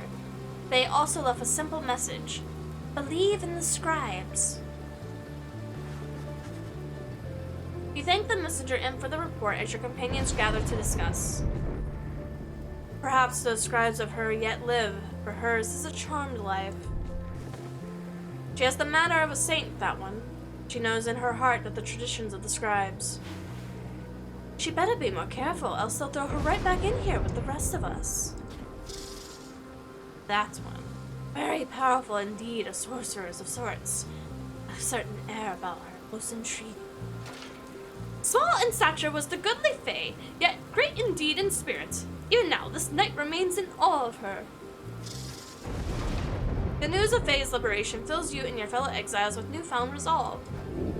Plus 1 hope for the next rite.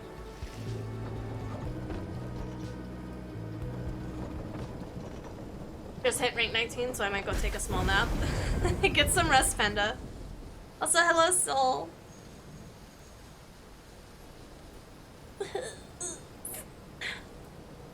You are returned once more to the Scribe's Gate, where the Gate Guardian awaits under a dim sky. The exiles of the Nightwings. And you, Tarek. This is to be one of our final meetings.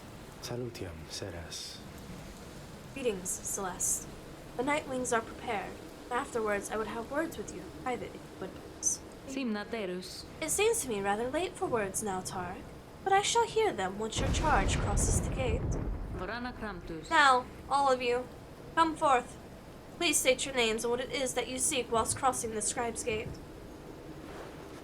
Once more, your companions cross the gate one after another, and once more you follow them in turn. Celeste regards you all and then waves you through towards the summit. The 8 scribes bid the Nightwings welcome. Go forth with glory. How are you? I'm doing good. I'm a little stuffy, so I'm hoping the voices aren't too cackled. I'm hoping to beat this game.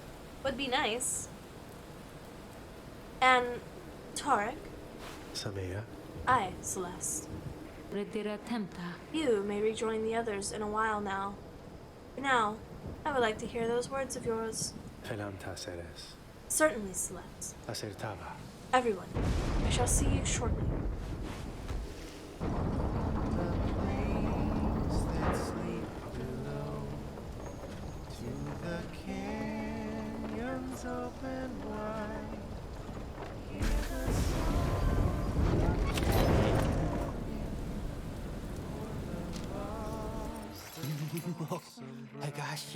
Oh, hey guys, it's gotten Oregon up here.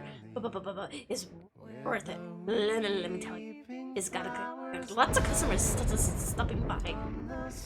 Okay, I may have been exaggerating just a little since I've been waiting up here a little while. I guess. Are you buying anything? Fuck! No, I'm not buying anything. Come back when you're gonna buy something. Sell more Stardust. Don't be a coward.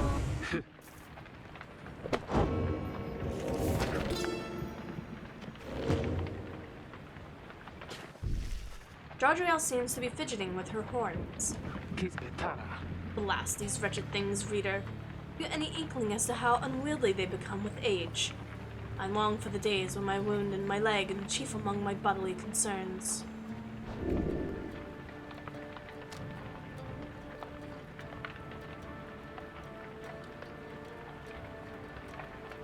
I mean, they do look heavy. You know that their horns do look rather heavy and express regret that they yet seem to cause her some discomfort. Your sympathy is noted, but it does not change the fact of the matter here. 10 years or so in my stay within this blasted place, I first felt protrusions from my skull. They remained hidden by my hair for quite some time, but I knew it would not last. We all heard much of the demons in the Commonwealth. Sinners, rightfully exiled, would assume their rightful form. Thus, when my horns started to sprout, I took it as an indication that perhaps this was indeed the fate that I had deserved. She trails off for a while. I know somewhat better now. Anybody of our kind left down here for too long and left alive becomes something like this. Something in the climate. Difficult to say.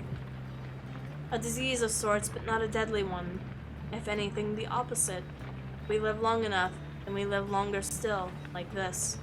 Extending thus our sentence into exile. Sometimes I think, these horns are here to symbolize my sins. Then surely they are going to recede if I ever return. On nights when these damned horns prevent my sleep, my thoughts inevitably stray off to that hopeless idea. A naive hope which never leaves, despite prolonged attempts to get rid of it myself. Horns are not worth the trouble, reader.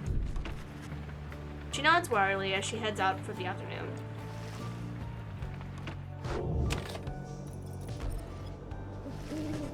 The time has come again to deliver one of your fellow exiles to the homecoming in the Commonwealth, lest your adversaries, the Pyre hearts, achieve the same instead. The little minstrel has appeared and approaches you as you wait the signal from the stars. There is something I wish to ask you, something which ordinarily would not be my place to discuss in any sirim narava. You have observed the stars. You would not mind me asking in such a direct manner. How many liberation rites are you supposing yet remain? Have you deducted how many liberation rites are still to come?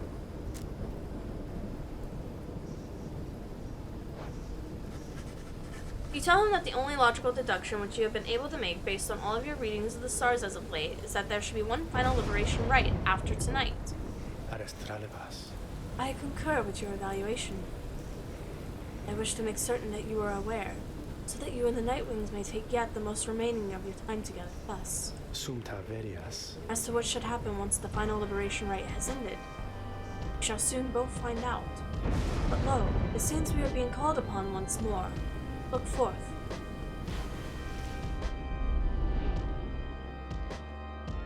Here we go.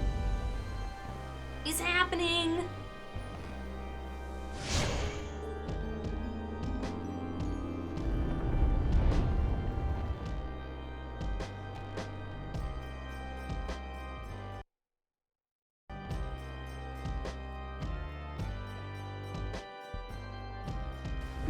Reader, I would ask that you think back for just a moment, if you please. Okay. When you first looked upon the Book of Rites, think back upon the words that it revealed. Okay. Oblige the voice that tells you more. Oblige the voice that tells you more. I can't hear you. Can you Would say it that the again? scribes were here among us still. I would not sing your praises to them, rest assured. I trust that you shall savor this occasion. You shan't have to oblige me for much longer. The pyres burn, and each of the triumvirates is present and prepared. Volunta lorigas. I concur. The pyres burn, and each of the triumvirates is present and prepared. Then, anointed ones, the pyre hearts, come forth and now declare yourself and pay any respects you have unto your adversaries, the Nightwings. Sir Deluge tenderly slithers forth, and starts to struggle with his mask. Give me a minute, I need to chug some water.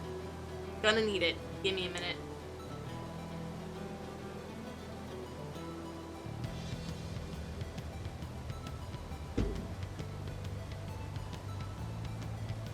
Did you know we're doing a charity thing?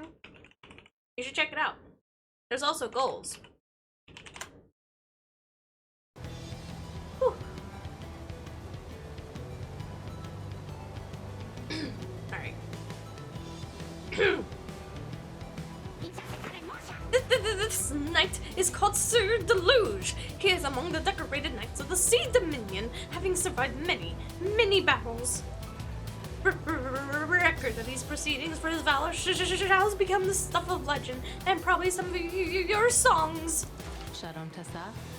Is it not so that you have fled from every battle in which you were expecting to fight, Sir Deluge? Or have our messengers all been misled?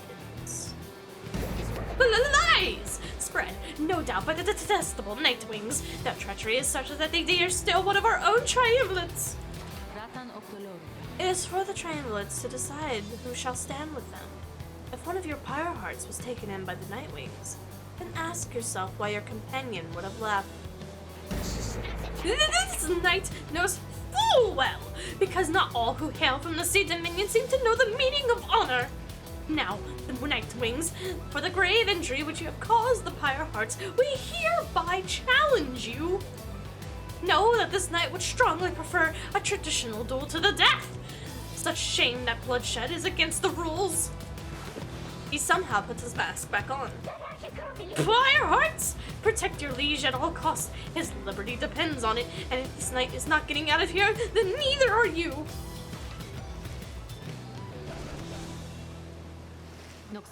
Nightwings, your choice. In whose name shall you conduct this liberation rite? Pensate lorigas. I wish you the wisdom of the scribes in making your choice, reader. And I wish you to come prepare our song with me, Tart. Whom shall you attempt to send home this time? We're gonna rub salt in the wound, baby! Sir Gilman. Has this knight at last regained his honor? Well, let's find out. Who shall be at his side? Wolfred. Let us prevail on this night for you, Sir Gilman. The good of longing a nation.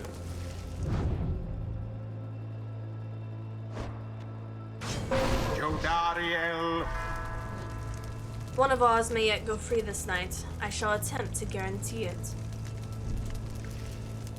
Very well. Look, just go easy on this knight, okay? Because he hasn't had it easy, and his fellow worm knights kind of want him out.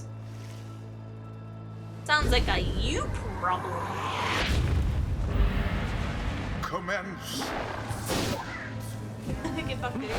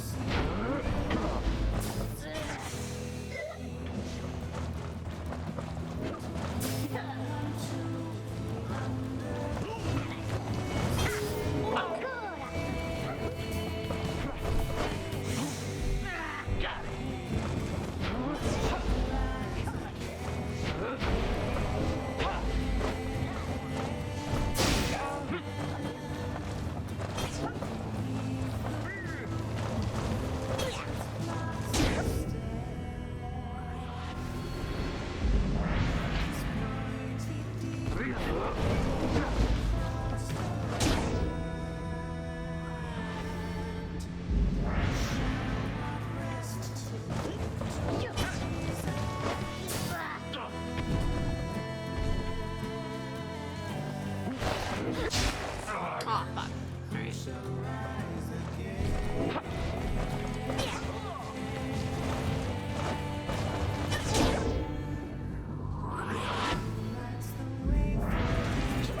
Alright. Why is it raining now?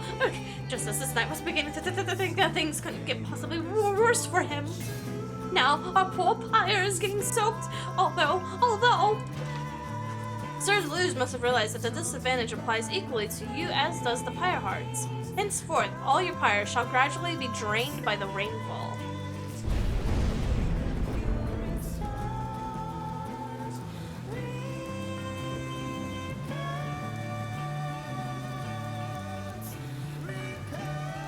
That's unfortunate.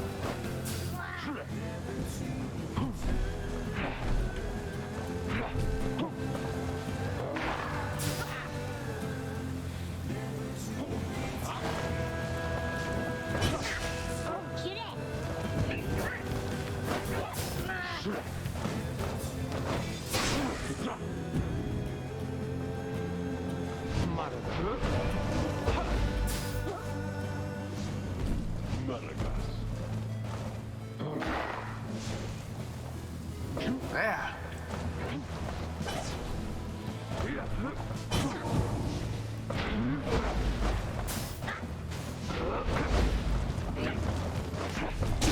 ᴛᴇs has plunged into his adversary's pyre. Oh.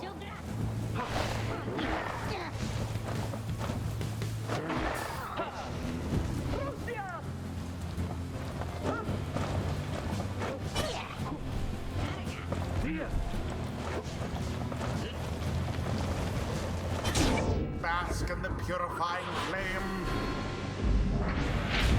Almost Your there. victory is at hand. Deftly thwarted the drive.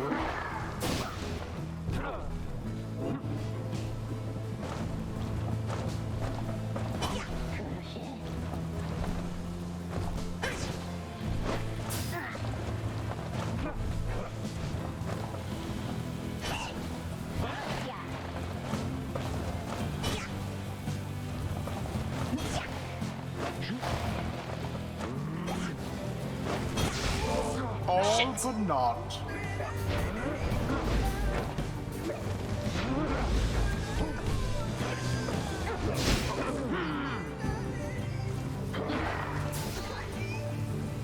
The orb is up.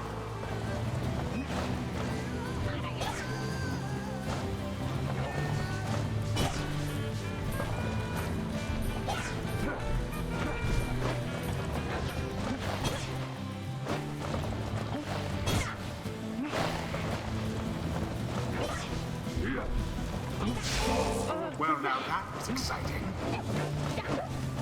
Wherever did the Nightwings go? Shit.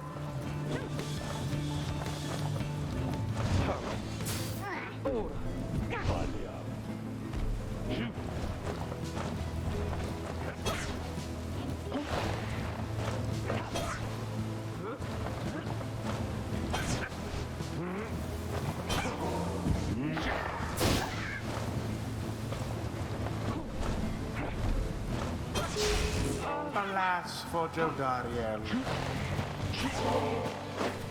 And there it is, at last.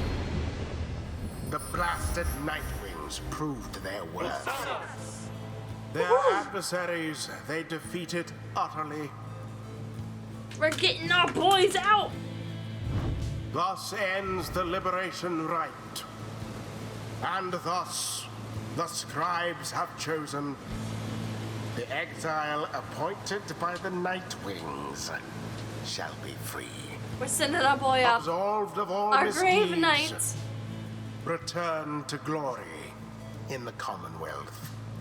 His adversary and all others shall remain to carry out their rightful sentences.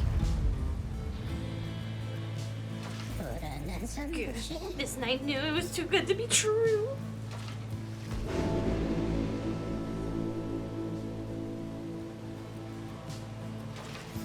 Sir Gilman stares at nothing in particular, since he's still taking it in what has transpired and what that means for him. So then, this knight, he is to be free? He is to be free? Nay, but that would mean... Why, that would mean his honor is restored. One cannot go back onto the Commonwealth by any other means. This knight's exile was self-wrought, his disgrace profound, but he has been atoned under the eye of the Underking and those of his noble comrades. He begins to grow very emotional, and then... This knight loves you all! He loves you all that would strive for him, and let him join your noble quest. This knight does not feel as though he is deserving of such outcome, and yet the result appears inarguable. Even now, this knight is drawn into the shimmering pool. Our time grows brief.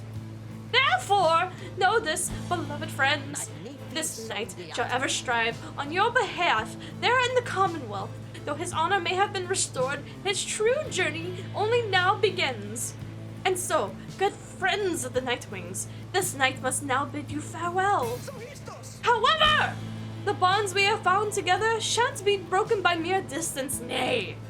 Strive on, good friends, strive on! You can still hear Sir Gilman as he vanishes into the shimmering pool. If this lowly knight could have achieved such glory, surely can you all.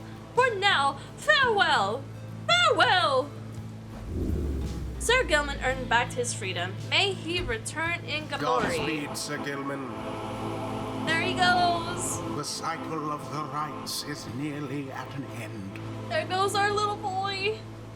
Our little worm. Our fair knight.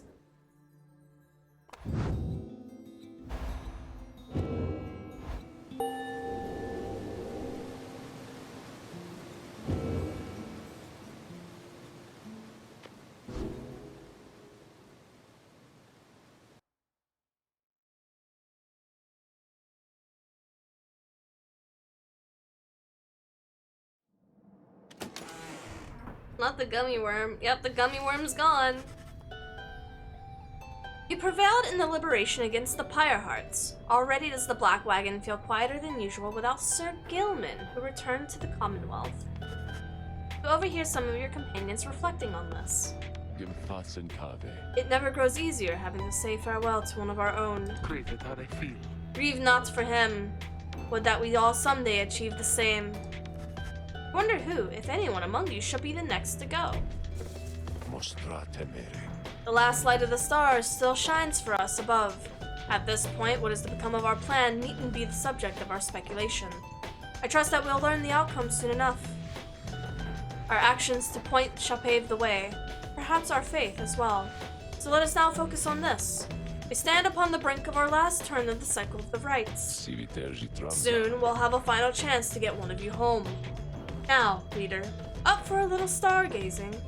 Let us see where the downside we shall be returning for these final rites.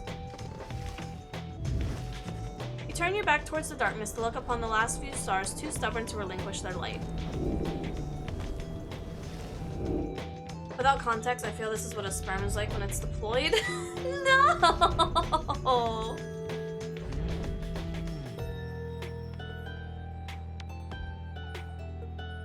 We sent on our fair knight back to where he need be. Okay, so who do we have?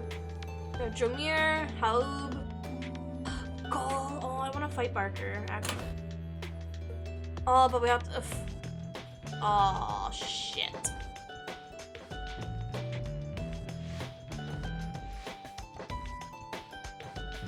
Oh, that's not good. Alright. Fuck.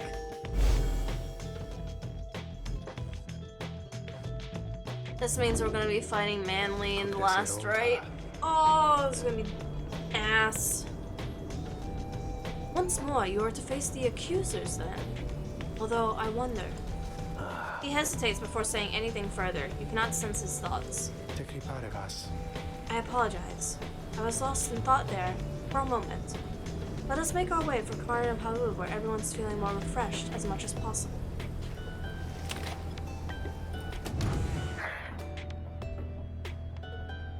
A soulless shell?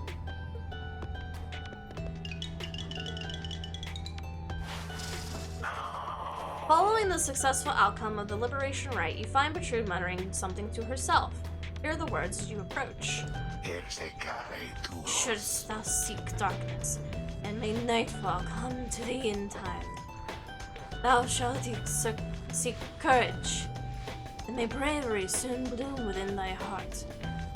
Shouldst thou seek water, and may the oceans open wide for thee. Shouldst seek fortune, then. You recognize it is the Bog Benediction, though you have never heard of it said out loud. Then Bertrude sees you there and cuts short the chant. Care to thee explain thy presence reading?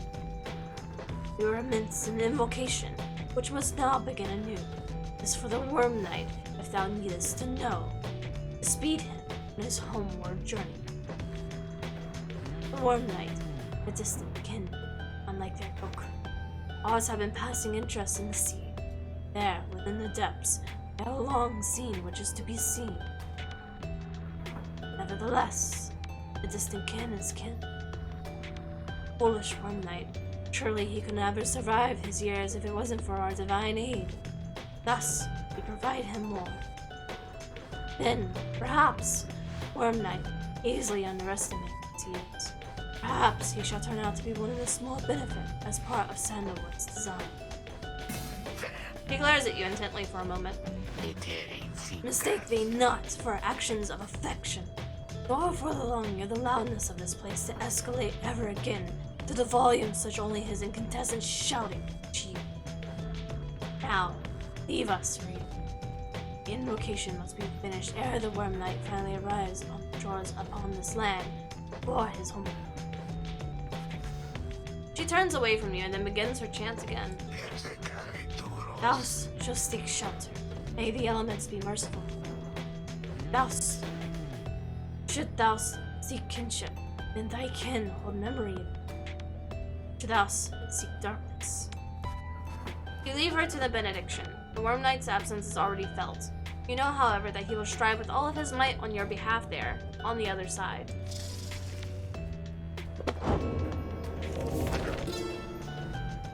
On legacy. Reader, though you shall always bear a burden, it is much lighter than the burden of a lone exile. Go forth and become free, and then join with others such as you, and lead with mercy, continuing to demonstrate your worth and knowing that the Empire's fall formed the foundation of our Commonwealth. You shall cease to be a reader and become a voice both to and free, and the successors here shall make up this book when you no longer need it. The cycle of the rights shall see to it, and others like you shall be liberated ere the coming of the another age. May the stars shine ever brightly on all of us. That's foreboding. I don't think I like that very much.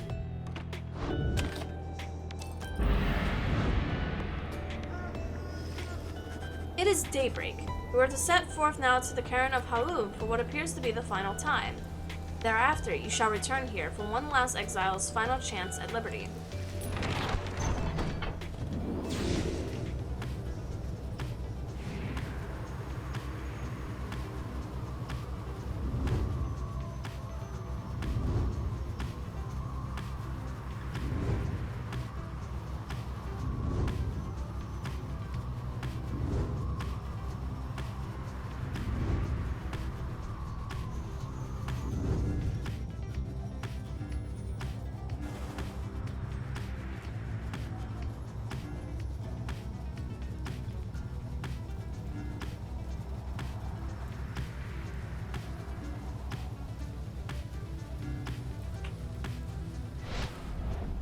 We'll go here.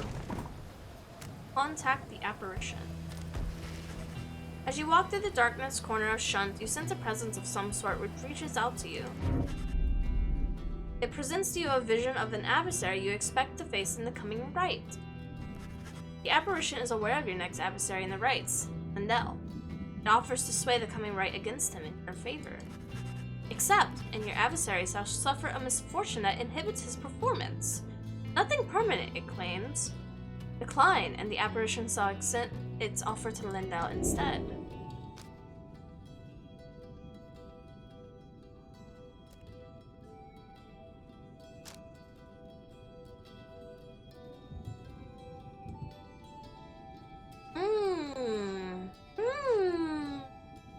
I feel like Hedwin would be very upset if he knew.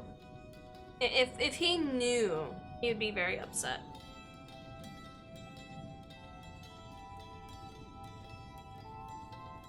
Decline.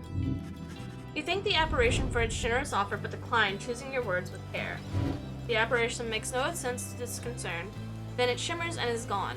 You can attempt to set your mind at ease to return to the Black Wagon to pursue your vocations.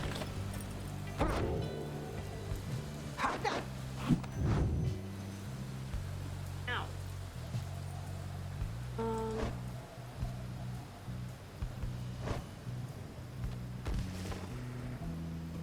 Certainly, I would appreciate your point of view. You illustrate to Velfred some of the inconsistencies of the rites, focusing on how all three of the triumvirates can move and act as one mind. You sense that he grasps some sort of concepts. Just so. Must I say, my boy, your understanding of the rites is more than I expected.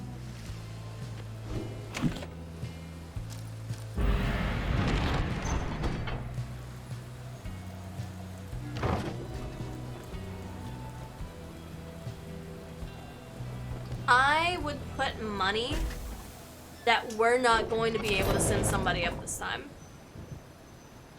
Regardless of who wins, if we win, or if Manly wins, it's not gonna matter. Because I think Orlech is going to throw somebody out of the pool and take their spot. ᴛᴜᴜs? Oh, hey guys. You know, it seems so awfully quiet now. I gotta say, that slippery little character that used to hang around with you, I mean. Talks a lot like this. Know what I mean? Hope he found in all our things of. He's always on and about.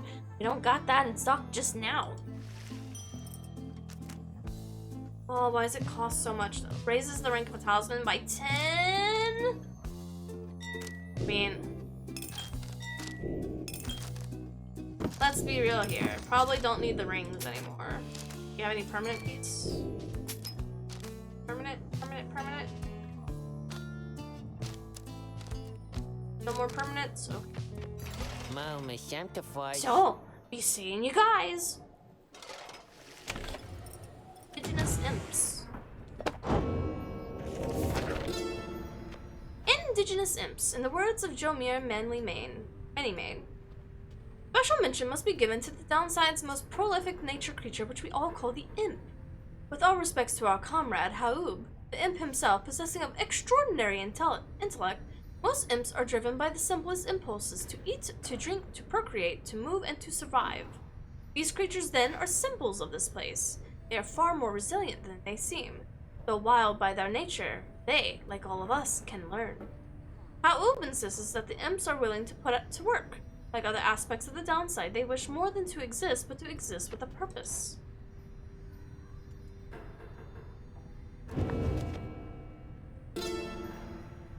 Those are stars. Oh, right. Right.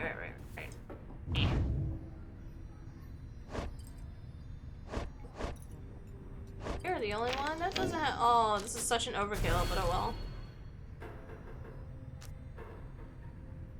Oh, I didn't know I could overuse— oh, that's so cool though. It's redundant because everybody's level 20. That's cool.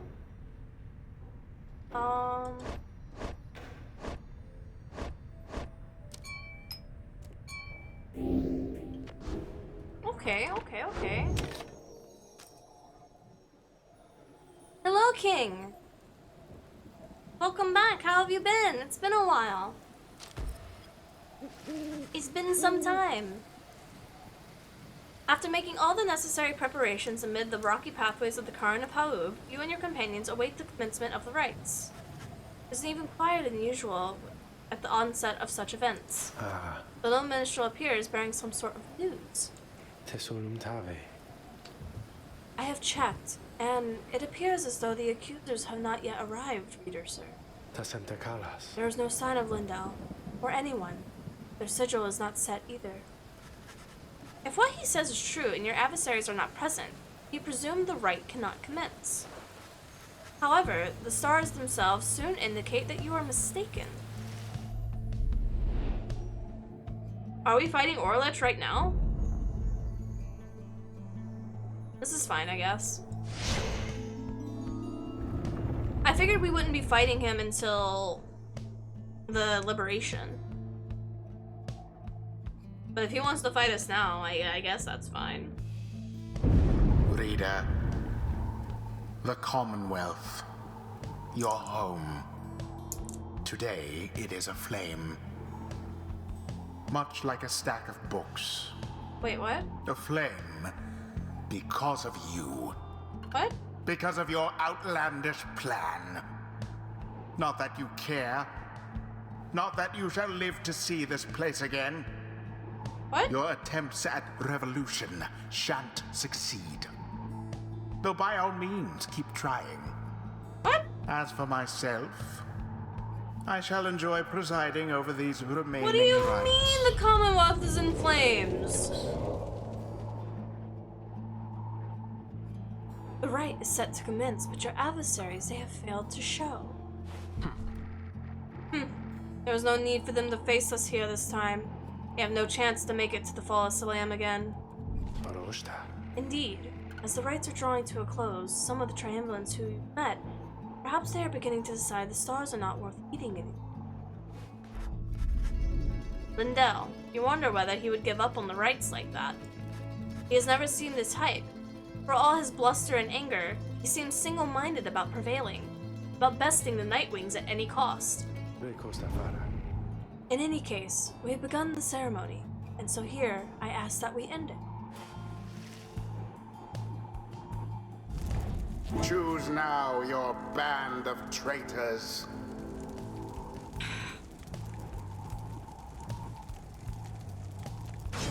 Jodariel. I guarantee you, Orlich is gonna come out on the field.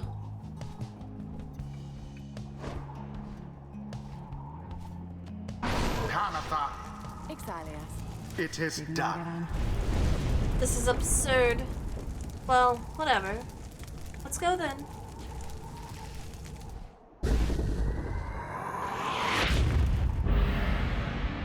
Lo, even your adversaries have abandoned you. And it is done. Oh, okay. The Nightwings prevail by default. Well, that doesn't feel Not very that their nice. adversaries even care. That doesn't feel nice at all. This was not a contest. Boundless are the teachings of the scribes. Not my fault they didn't show up. Been good, just really busy. Came by to say hi and chill. Well, I appreciate it. Hopefully the busy is a good type of busy and not like a pain in the tuchus Now kind of go busy. and wallow in the downside for a while. What do you mean the Commonwealth is aflame? No one speaks further of the accusers back at the Black Wagon. Everyone is instead preoccupied with the right that is to come. VStreamer. Our final chance at liberty presents itself at last. Summarize it the long and the short of it then. ᴛᴇs. The stars always shine with truth. Ending of the cycle of rights is now upon us. He looks over to you. Pratere regeratus. Please look forth, reader. See it for yourself. May well summarize where we are going next. The others turn to you as well. They turn towards the wagon's door. You know what you shall do, what you shall see out there. Now, however, the time has come to face it. The dim and fading light of the final star still pierces through the darkness, demanding your attention, guiding you towards the end point of your path. Graduation is happening and people are staying at a hotel and it's just packed. Do you work at a hotel? Is that why it's stressful? I knew it! I knew it! I knew it! Oh, we're gonna have to fight this bitch! Honestly, I would rather fight Nanli! You are summoned to the Fall of ᴛᴇs for your 7th and final liberation rite. Thus shall the cycle of rites be ended for an age. You sense that if the rite shall ever commence again, it shall not be during your lifetime or any of your companions, even the longest lived ones. The stars reveal to you one more thing. The adversary who you shall face shall be lich. Already he has crossed the scribes' gates and awaits your arrival. If the 8 scribes created the Nightwings in their own likeliness, perhaps it is only fitting that the Nightwings should, and in, be forced to face themselves. Sevature. It is a shame that we have to confront lich in the end. Our goal should have never been at cross purpose. I am surprised that this is what the scribes desire. For now, it may be best for you to recover until dawn. Regain your strength as best you can for the coming trial. Rest well, reader. The group disperses as exhaustion sets in. At dawn, you fly to Mount Alduil to make final effort to achieve your plan and get somebody home. But who?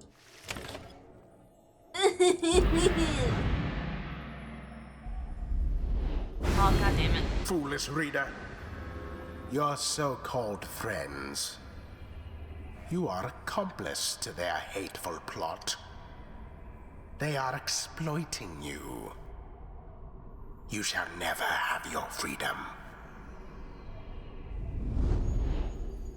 Well, that's just unnecessary and rude and uncalled for. Nobody asked. I'm looking around. Nobody asked. By dawn, you are already up and about after a troubled slumber. The Black Wagon is prepared for its final voyage to the Fall of ᴛᴇs. No one speaks.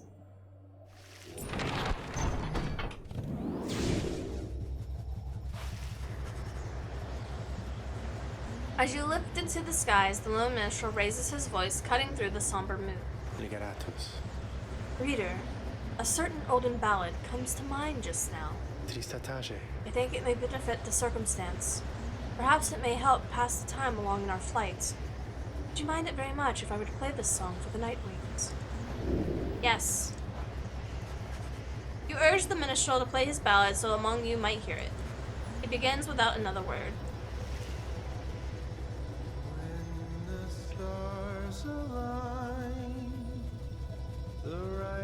shall come to bear, illuminate the signs, the exiles shall be there. All are not the same, but three shall be as one. Freedom in flame, the end has just begun. Strength may break our own, but twisted make a break.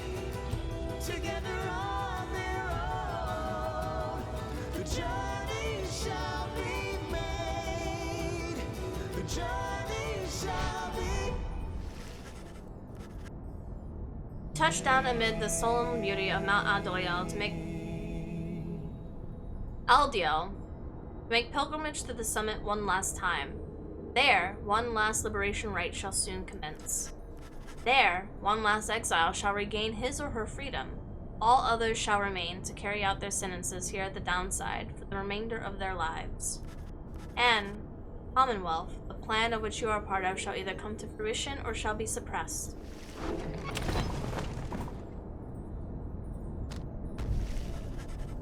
After having landed, you join Jadriel the expedition to the momentum of Dromir Menimane, what is likely to be the final time.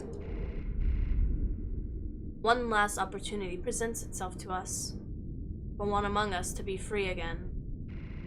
I have considered whether it ought to be me, and I remain indifferent.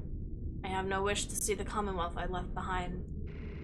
I have decided that I would rather my efforts be here contribute somehow in the success of this plan of ours. Scribes, I do not address you lightly in all of this. I suspect you may be listening. If you are, then I appreciate your willingness. Soon she's finished. You return to the wagon in silence, feeling as though Jory Menimane has shown you favor. At dawn, you shall begin your last ascent. For now, your vocations may occupy what little time you have left to spare.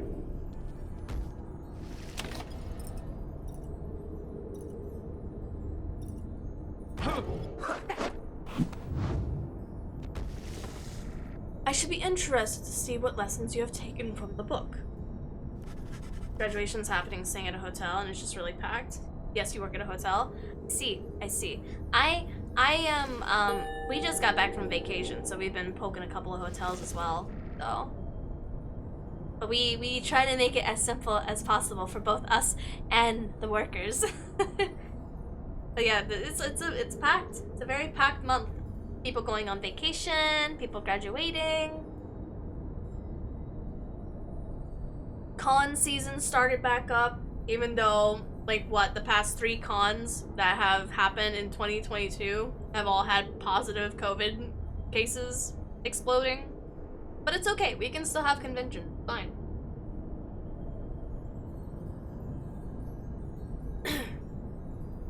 Banishment as failure is a time for careful introspection.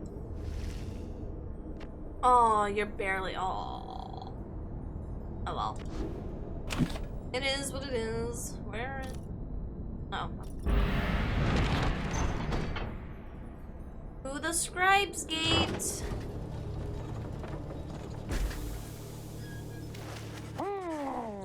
Deep in the old masonry on Mount Aldiel, you find a messenger imp looking to bring you the latest news and rumors from the other side. This time, the imp brings you tidings of Sir Gilman and what happened to him since his last liberation at the Fall of Selim, where, at last, his self-preserved exile came to an end. You learned that his return to the Commonwealth was met with a bunch of rejoicing, but before long he was promoted to the rank of Veiled Captain of the Blood Border. And yet, with tears swelling down his eyes, he did refuse the post, stating that he no longer had the heart to fight against the high-wing remnants as he once did. He then cast down his helmet, and when anyone saw him, he was among Volfred's agents, having joined the revolution to reshape the Commonwealth from within. Thanked the messenger imp for the report and saluted crisply, as surely Gilman would have. Soon the news has everyone in the wagon talking. One of the Sea Dominion's own, laying down his arms by his own choice. I'm honestly surprised, even having known him. Knight or no, he shall remain Sir Gilman in my eyes. It must have taken great restraint for him to do what he has done. The tears he shed ought been bottled, thus set aside for various swabs. Noble Gilman has made gallant choice, it seems. Our plan comes closer to fruition through his good example and support. The news of Sir Gilman's liberation fills you and your exiles with newfound resolve. You get +1 hope for the next rite.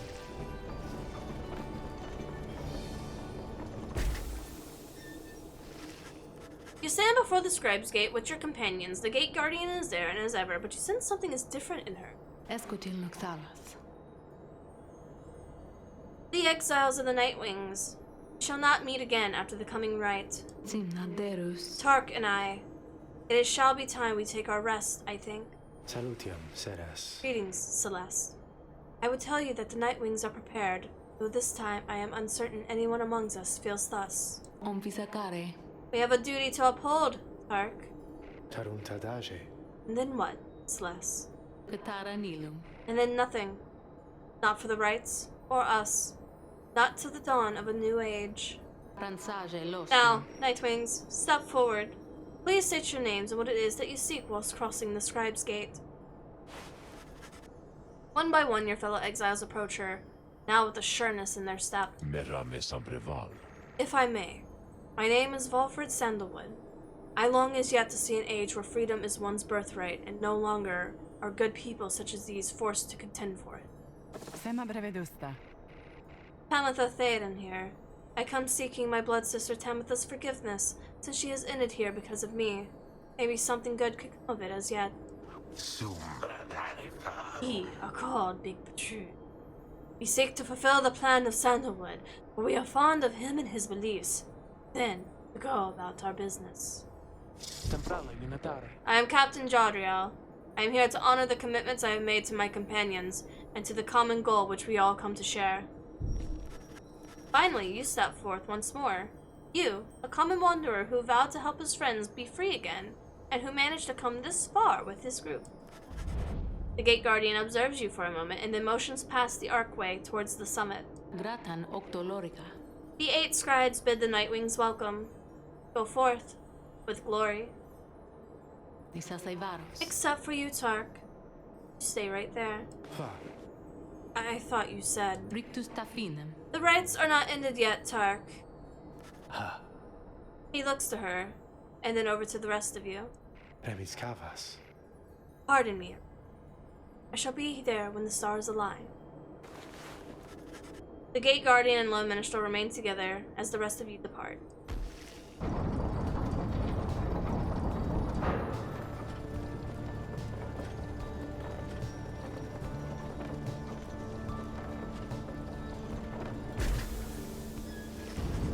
You have gained the summit of Mount Adriel for the 7th time, the final time in which any of you shall have a chance to leave the downside. Oh, fuck. Hey, guys. I guess you probably heard the big news, huh? Yeah, I'm going out of business here, I guess. Just hasn't been the same, you know, with the stars all fading out and stuff. Anyway, I just wanted to say, you guys are great. I'm sure gonna miss having you guys as customers and all of that. But I got some good news though, too. All of my stuff is on sale now, and I'll throw a little extra here and there, just for you, okay? So, enjoy.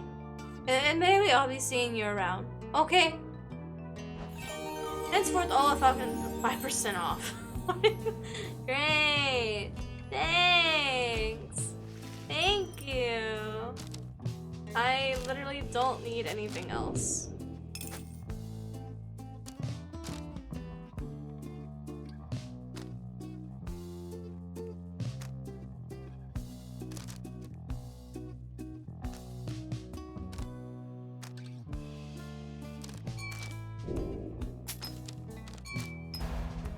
Well.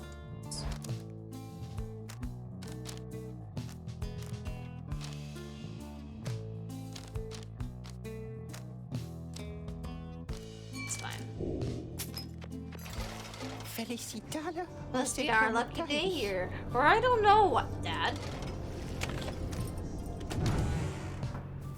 Alright, let's see here.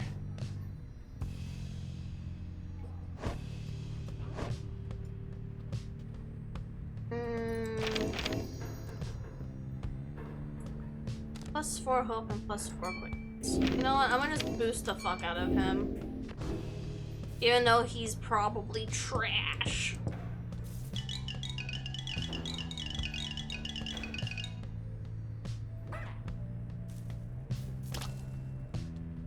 It's fine. Alright. You have gained to summon a Mount Adriel for the 7th time. Very few stars remain. We just said this. The lone minstrel finds you clutching the Book of Rites, seeking there perhaps some bit of wisdom that has eluded you thus far. Ligeratus. Reader, I may not have a chance to speak again after this. I may have to go. Yara mitage. I wish to say that I am grateful for having made your acquaintance, and I shall remember you with fondness. I wish you well this night and always. Go forth with glory. He then looks up and extends his hand in friendship. You clasp it. You see Jardriel has joined you. All of your companions are there with her, in fact. Reader, let us prevail here tonight. I have taken orders from many different leaders in my day. You should know, you are a rarity amongst them. It is strange for me to say, given the circumstances of our meeting, reader. It has been truly a pleasure. Onward now. Let us achieve our plan. Reading one. Thou art both wiser and less irritating than most of thy kind. We have learned something. We are grateful. Well, reader darling, what do you say we give these old scribes a real show to remember, then, shall we? You look upon your fellow exiles, your companions, to whom you have withstood the downside, and with whom you shall now conduct the final rite. Ceramiscus. Begging your pardon, but my time has come. We shall see each other soon. He departs. After this night, the outcome of Alfred's plan, the plan of which you've all been a part of, shall be decided, one way or another. For now, all you can do is strive to prevail against your final adversary so that one last companion may go free. You rise to join your fellow exiles as the last remaining stars ignite.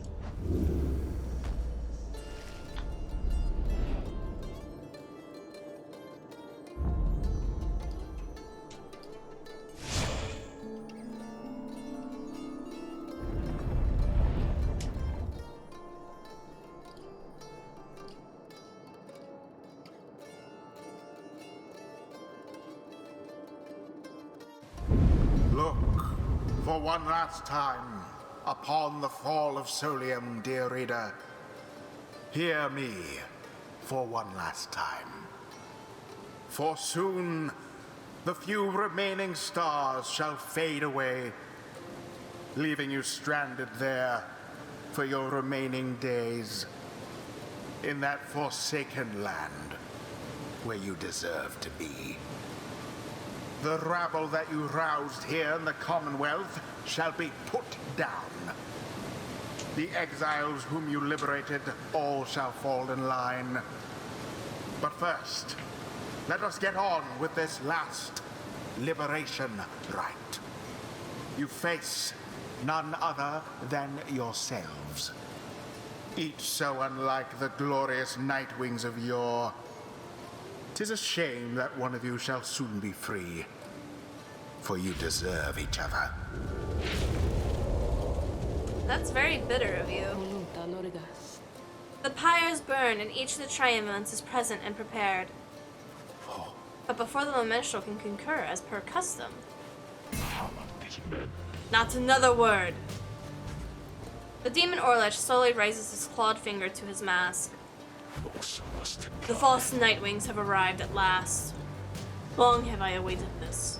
My freedom was once stolen from me, and I was cheated of it, here upon this mountaintop. You may now attempt to take it from me once more. He stands there for a moment, silent. Then, Orlech dons his mask and stands prepared. May these damned rites cease, forever for the misery of which they've caused. Nightwings, we shall not meet again after tonight, for the cycle of the rites is all but ended. Thus, I would have your decision. On whose behalf shall you conduct this final liberation rite? The one who you anoint, or else the exile Orich will be returned? Pyre, ლიqράtus. Godspeed, reader. You know what is at stake better than I. I have utmost faith in you to make the best decision and conduct the rite with glory. ᴛᴇς. Nightwings! The star's remaining light grows dim. Your decision, please. It is now time to choose who, if any amongst you, shall go free one last time. The rest of you shall remain in the downside to the end of your days. One by one, you meet the gazes of each other of your fellow exiles. Balfred, Jodriel, Hamitha, and Betrude. Your fellow exiles, your companions, your friends. Together you have come this far, but now the downside and the rites conspire to tear your group apart and disrupt your plan.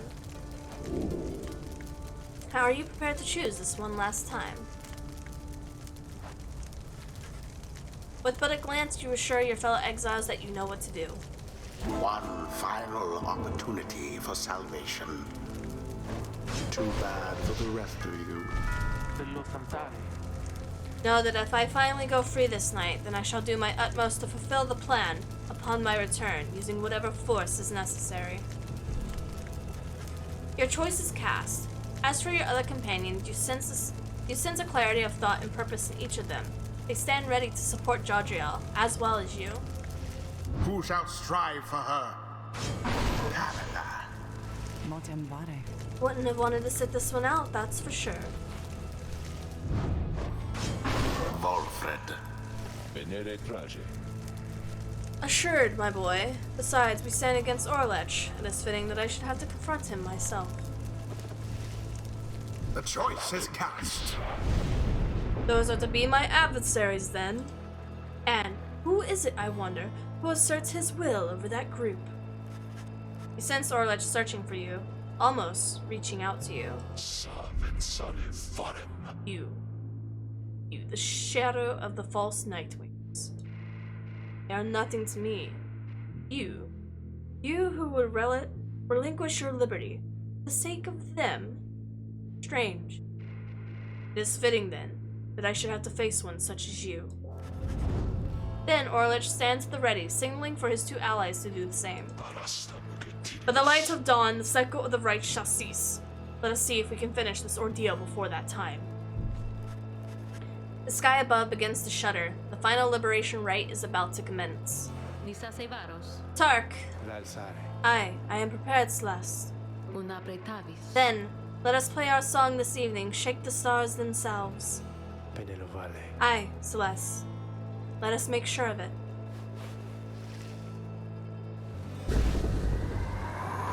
Call me in. Begin. The final chance at liberation for the age.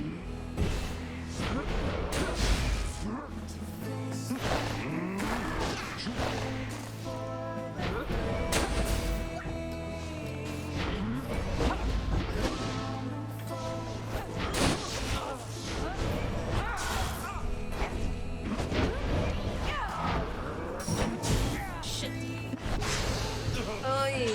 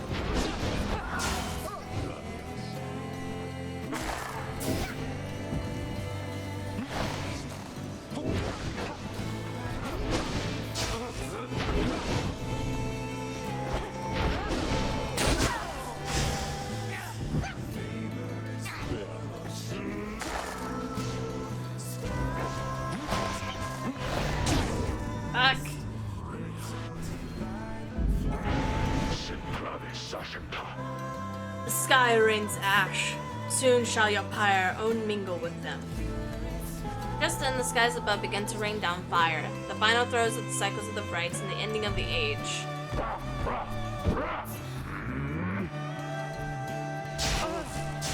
What the fuck? What? What?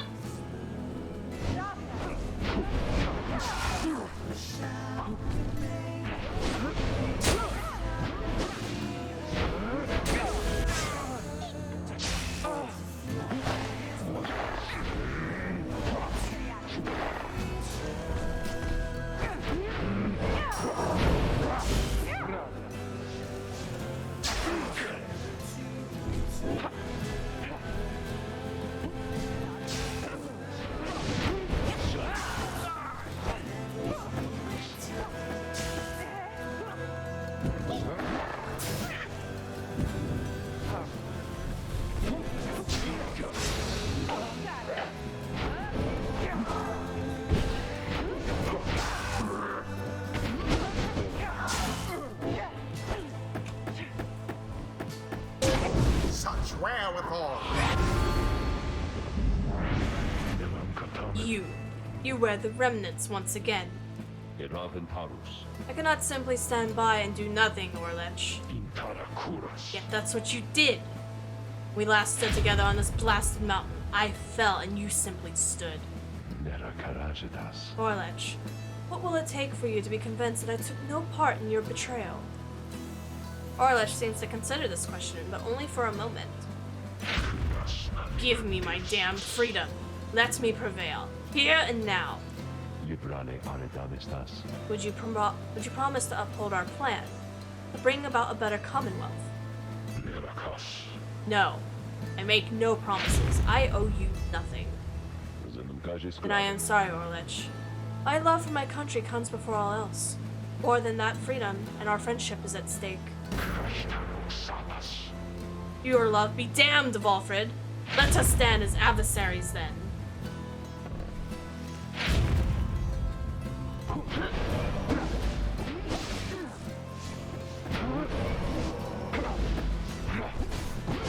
Your demon is banished. All of the Nightwings banished. From burning flame to ash.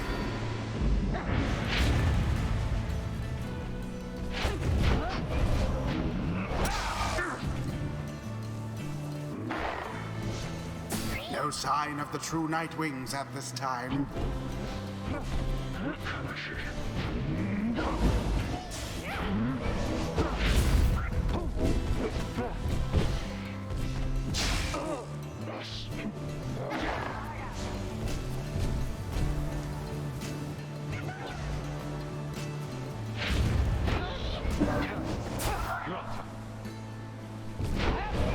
All banished. Yes.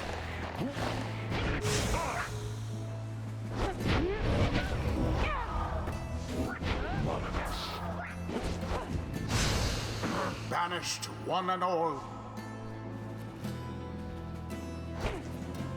Good. Empire weakens. I was stuck.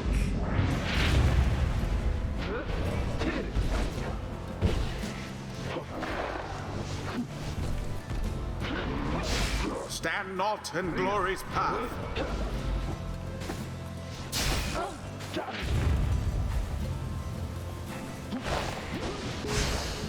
Beneath contempt. That one almost got through.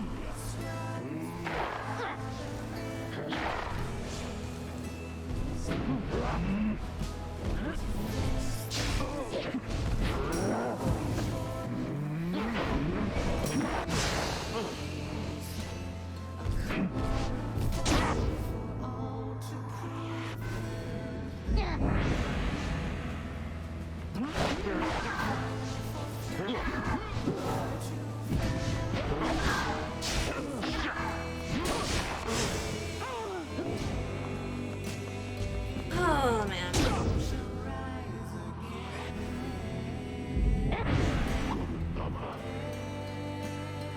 all of you. You shall rot here. Shall rot as I have all these many years. You false Nightwings who deny me once again my rightful liberty. You who deny liberty to all of the triumvirate space and vanquish under the guise traditions of those blasted scribes. Come, let us continue with this glorious affair.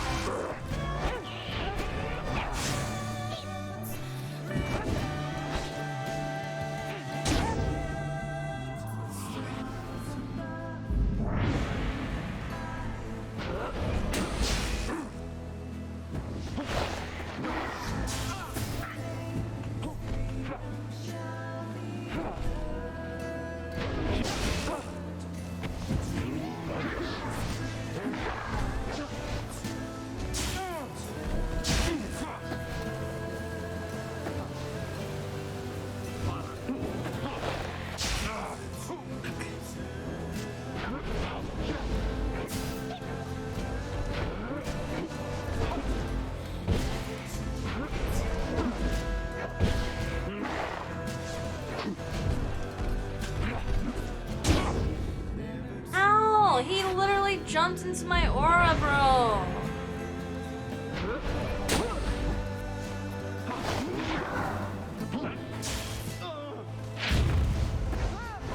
All of the true Nightwings gone.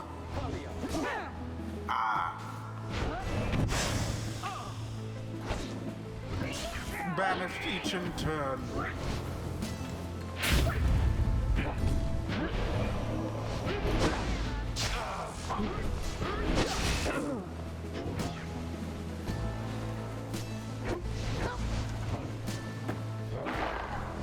An opportunity.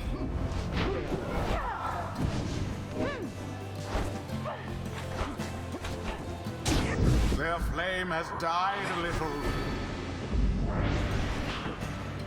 So the Force Nightwings bear their fangs at last. But that cannot be your finest effort.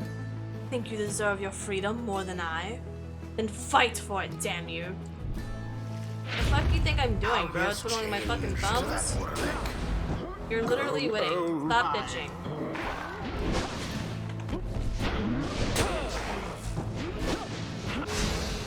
A shameful outcome. I literally can't out DPS them. Literally impossible to out DPS them. The true Nightwings Go proved fuck their yourselves. worth. The Nightwings made them work for it a bit. Thus ends the liberation rite. And thus, the scribes have chosen. Could eat my whole ass.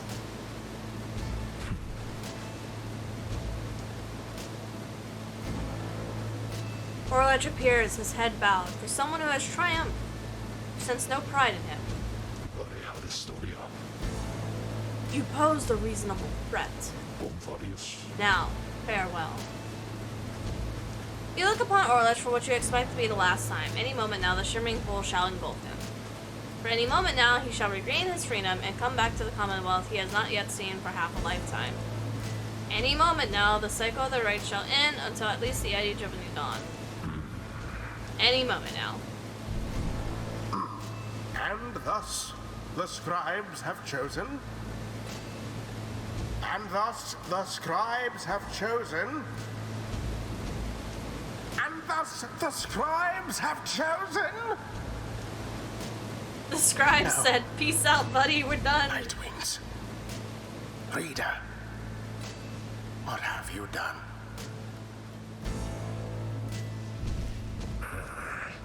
Nothing happens, and soon lich tenses up. Each prior time at the ŁSOᴍᴇs, the shimmering pool has opened, following the liberation rite and taken in whichever exile prevailed. But now, all is still, and the light from the stars above have all but died.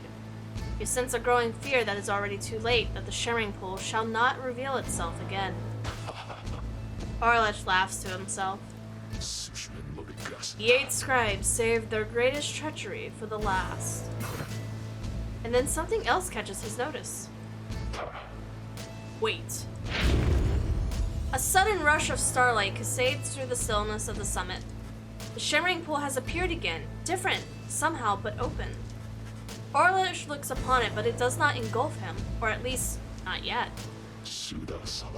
It seems that I was mistaken then. The 8 scribes. This is not their greatest treachery. It is their greatest jest. The shimmering pool is flung wide open. It seems that all are worthy now of freedom. Just then, Jadriel approaches. Then, that means all of us. We. Jadriel moves closer to the shimmering pool, but... Halt, Jadriel. It is a warning. Jadriel recognizes it as such and heeds it. The shimmering pool has lost most of its strength. You step inside and you shall surely perish in the current. That, I can assure you. lich shakes his head. Then, I am cheated once again. No. The shimmering pool is revealed, and one of you may still return as planned. But, lich, as the victor of this liberation rite that ends in age, the choice of who is to return is no longer decided, but is yours. Having to choose from those anointed ere the last light of the stars is extinguished, and the rites to draw an end, this is the final trial of the scribes. Final trial of the scribes. All that remains then is for me to choose myself. Is that what you're saying? If that is to be your choice, then yes. Why? How is that even a choice? What reason would I have to... lich, make your decision quickly, lest it shall be forfeit. I do not know for how much longer the light of the stars shall offer you this gift. Why do I hesitate? To have come this far, to have regained what ought have already been mine all those years ago. Why, now, would I hesitate to claim my right? Final trial of the scribes. lich is lost in thought. Though if to tamper with the thoughts of one in the midst of crucial decision, perhaps you can help lich work through the troubles weighing down on him, or manipulate him. Nah, he can figure it out. The decision to be made here, belongs only to lich. He prevailed in the last liberation rite, and it is only fitting that he at last decide. I have come here to reclaim what is mine by right. I choose my freedom. You sense his mind is set. In the same instant, it feels to you as though he is set free. Then it is done. lich stands very still, although his features seem to soften just a little. And then, he is gone. lich has regained his freedom. Accept this, for this is done. Godspeed, Oralek. By the scribes. No stars remain aloft. The cycle of the rites. It is finished. The Commonwealth. What shall become of it? What shall become of us? Nightwings. The opportunity to gain your freedom from the downside. Was it not enough?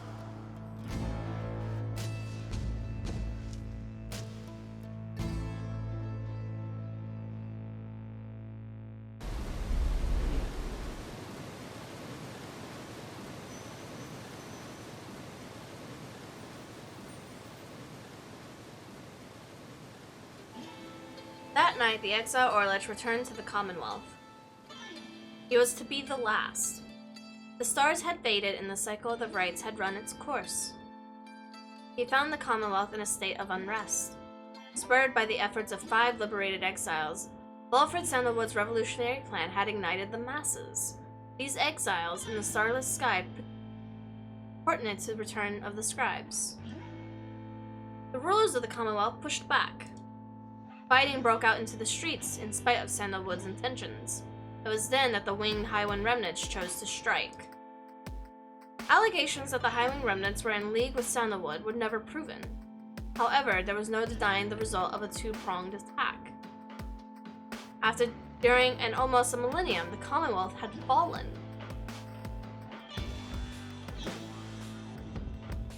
The new Sovereign Union declared its sovereignty in the next year.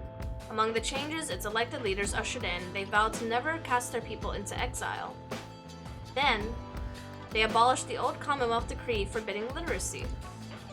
Today, we still remember all of this. And we remember the exiles of the downside whose deeds led to the dawning of our age, whether they returned or not.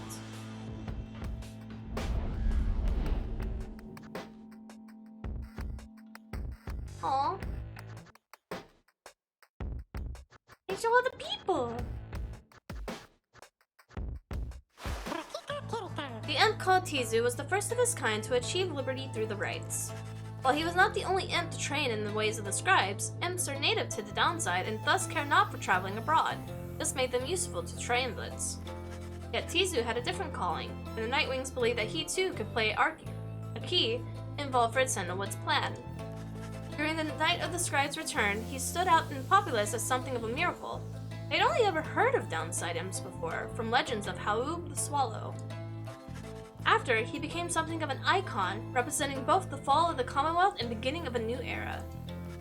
He would visit his friend Faye at every opportunity. She was among the few who could consistently interpret what he meant, and they were always so close when they first met.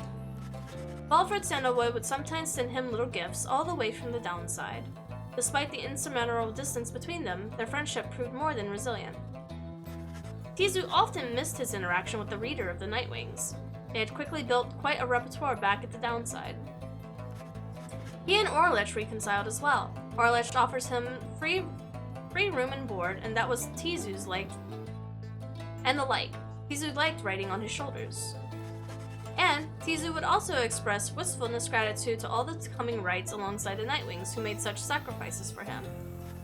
Other than that, ᴛᴜ was diligent about his role of something of a living artifact and helped interpret the messenger imps that relayed news to and from the downside.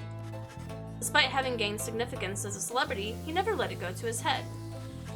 Although he did take full advantage of his access to the Sovereign Union's fishing industry. After his liberation, Hedwyn was instrumental in the events of leading to the fall of the Commonwealth, and it was vital to the outcome of the plan. He was the one who led the raid of the stronghold where Archjustice ᴛᴜᴜs the Ninth was holed up when fighting grew fierce. With him and thereafter was one of the winged harps of the Highwing remnants, later identified as Fikani Shang. Oh, that's his lover! Their bond was vital to the peace that followed. In times of difficulty, he would ask himself what his old friend Jadriel would have done in his place. Though they were separated by a great distance now, they thought of one another, and maintained their friendship through a relatively frequent correspondence via messenger imp. Hedwyn would often think back to the vow he made at the beginning of his quest for freedom. Although he cherished all the friendships he made, he had made a pledge to Jadriel, Rookie, and the reader of the Nightwings that they may all be free again together. He had broken that vow, for indeed not all of them were able to return. A terrible guilt over this darkened his mood for a time. However, the others whom he still lifted their spirits, much like it had lifted theirs. All of the Nightwings knew the stakes. While the others stood with the Nightwings, are not all able to contact and maintain thus, Hedwyn thought of each of them, and so in turn did they think of him. When the worm Gilman returned to the Commonwealth, he believed that he had regained something even more important than his freedom, his honor. Gilman relinquished his knighthood and declined an opportunity to serve as the captain of the Blood Border. He was not interested in fighting any longer. Yet, as sometimes the case with such as he, a circumstance soon came about in which there came need for him to once again make use of his military training. He fought for the night of the scribe's return. He fought with all of his might. He faced other worm knights. He cared only for the cause. When the matter was last put to rest, then Gilman truly knew his time as a knight had ended. He declared to all those in earshot that he would never fight again. Unless, of course, anything arose an extraordinary set of circumstances again requiring him to fight, but he certainly hoped not. He still trained regularly, just in case, especially with his fleet-footed friend Rookie Greentail. He was always grateful for having studied the Reader of the Nightwings, without whom he would never have completed his penance. Because of this, and perhaps because they were on opposite sides of the world now, Gilman dedicated his life to him. By that point, he had long forgotten about his days under the leadership of Sir ḻģ, his former commander. Breaking free of his abusive relationship was the first step toward gaining a bit of self-respect. Gilman never did return to his homeland of the Sea Dominion, and was content to lead a monastic life of small residence in the hills. It was just high up enough to make him keep striving to conquer his fear of heights. Other than that, an intensely daily training regimen and the occasional visit from an old companion was more than enough to keep him optimistic and engaged. He knew by that honor that he was not something to be worn, but a contract with oneself to be renewed each day.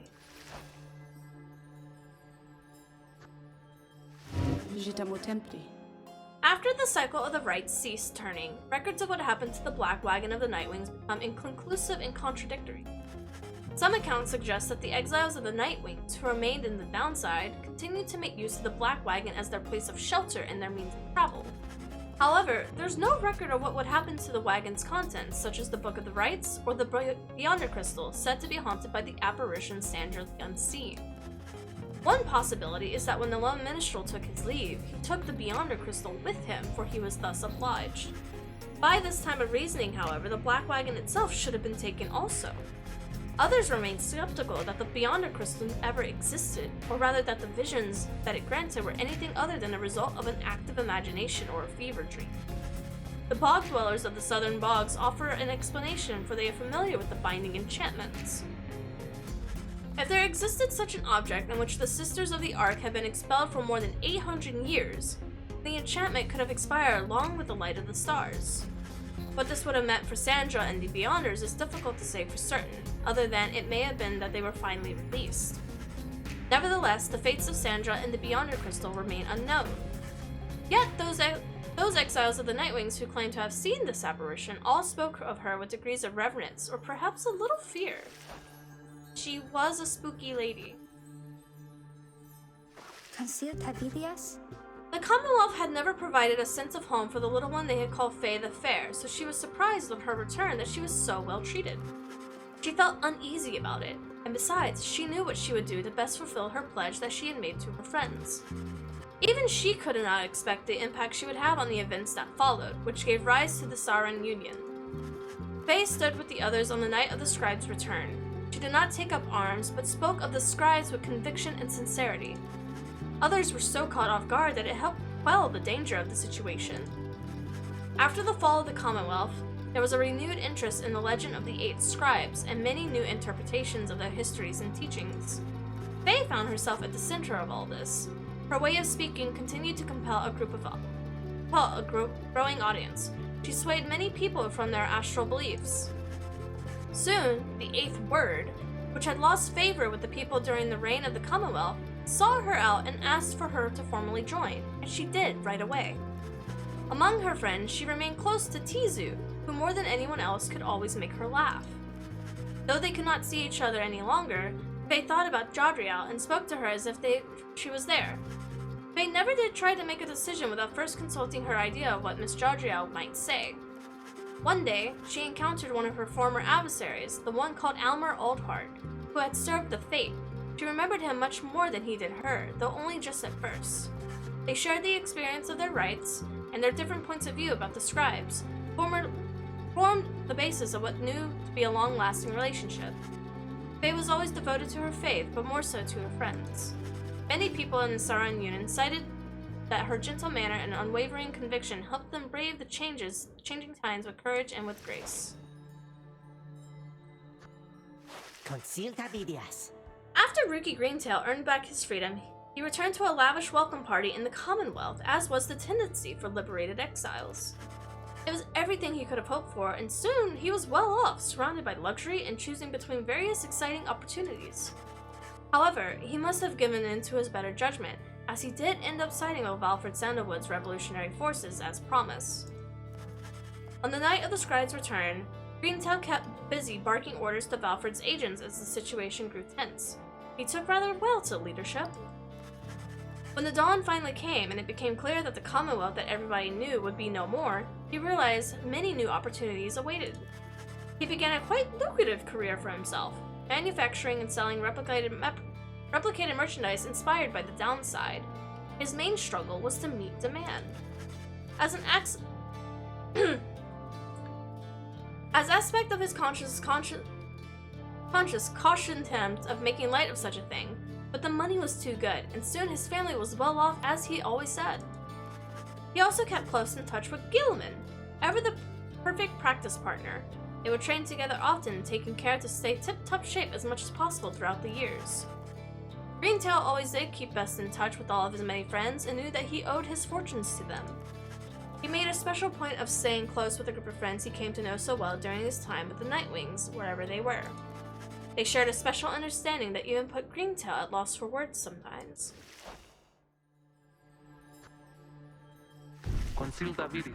After the rites had ceased, Jadriel journeyed back to the Downside Prairie, where she had helped restore Hollowroot to livable conditions. She became well known and sometimes feared throughout the land, and many exiles often sought her out for aid for various manners. She refused such jobs except for the ones she believed to be unjust. Through all this, she often thought of Hedwyn.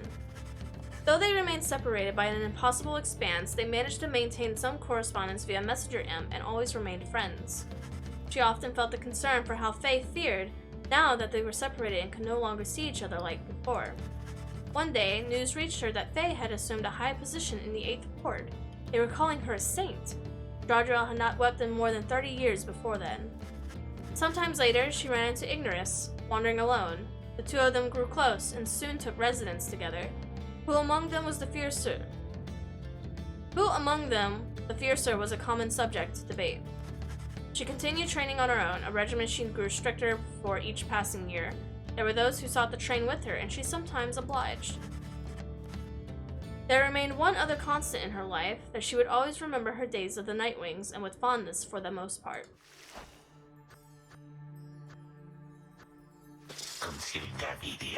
Several exiles of the Nightwings cared more for the plan of Sandalwood than the return home from the downside. The crone called Big Protrude was a prime example. She had found a suitable environment to live, with the dismal region known as the Flagging Hands. There, she had built up a thriving place of business known to many exiles in the land. With the rites having ended, she returned to her preoccupations, working away almost as though nothing had happened. When she gets to be more than 400 years of age, perhaps even the monumental events such as the accumulation of the rites, with the collapse of the Commonwealth, are seen as trifling matters. Much of her efforts were doubtless due to the influence of Sandalwood, someone whom she admired for decades. He had made it clear that he could not requite her feelings for him, but what could have been a hurtful dismissal only led to a deeper understanding between them. She maintained an unlikely kinship with the harp, Pamitha, who she had only known during their time together as the Nightwings. They each had a different strategy for dealing with life's day-to-day annoyances, a subject that they both found vital, if not fascinating, to no end. By and large, Protrude kept focused on her work. Whether casting in small enchantments or imbuing talismans, the work brought her a sense of purpose, she would say. In the Commonwealth, such services were too strictly forbidden, but in the downside, there was a real need for simple luxuries, which of the completing slug market could not always provide. Thus did Big Protrude continue to live up to her name, and the tales of her days within the Nightwings made her that much more the living legend.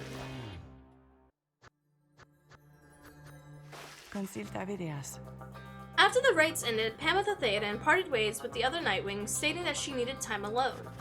She reappeared sometime after the fall of the Commonwealth, although she expressed mild surprise at the news. She claimed to have no knowledge about what went on, including the role that the Highland remnants had in the events that reshaped the world on the other side. For her part, Panther frightened little interest, making the point that they were stuck and what happened elsewhere had little to do with them now. Someone whom she kept in contact with, the bog dweller Big Protrude.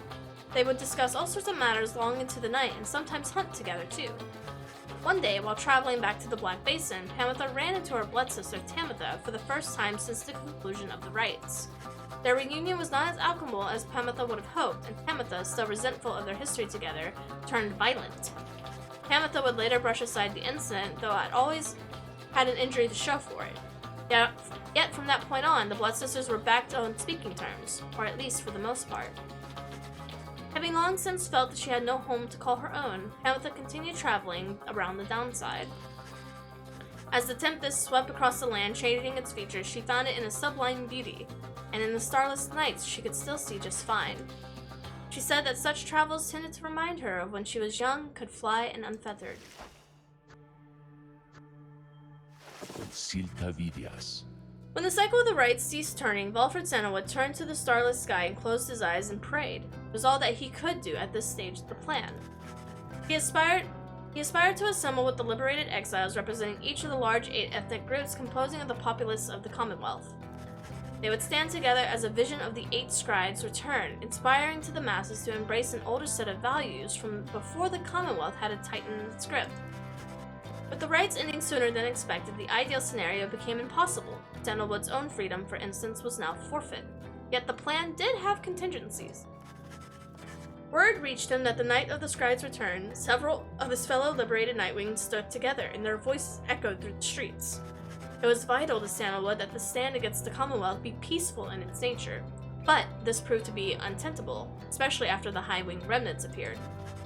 There was speculation that their well-timed assault may not have happened by choice, or happened by coincidence, though Sandalwood denied any involvement and regretted the bloodshed. Nevertheless, the main thrust of the plan had been achieved. Sandalwood kept busy after that as much as possible, providing counsel from those afar who would then be the forefront in the birth of the Saurian Union. Of course, being stranded in the downside meant that there was only so much that he could do. Resting assured that the future of the nation was in capable hands, he turned his attention to the remaining exiles of the downside. They might have never returned to that new nation, but at least they could experience its triumphs and its struggles in some mysterious way. So, he took to his old working, writing and printing. As literacy began to spread throughout the Saurian Union, so too did the exiles of the downside take to it. For his part, Sandalwood helped to teach as many as he could. More than that, he provided material to read, a semi-annual report for the latest events in both the Saurian Union and the downside. This periodically gave many exiles something to look forward to. He welcomed the company of the reader of the Nightwings at every opportunity and counted him as a trusted friend and a keen editor.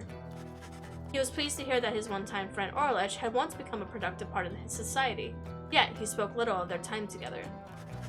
As Valfred Sandalwood gained more fame throughout the land for all of his sacrifices and his contributions, it is said that he remained steadfast about 2 things. The first was the cause itself ought to remain in focus. The freedom that the people had achieved, it was a gift to be cherished, a set of values that needed to be nurtured. The second point that he made had little to do with the outcome. He would often praise the exiles and the Nightwings who stood with him, each in turn by name. He never forgot any of them. One day, to commemorate his birthday, the people of Saurian Union unveiled a monument depicting him and the Nightwings as imagined in their prime. While Sandalwood did not learn of it until much later, it is said that he was moved to tears, then by the gesture. It has since ensured those of us with memories more flattable than the Sandalwood likewise remember that the achievements of his fellow former exiles and our cause.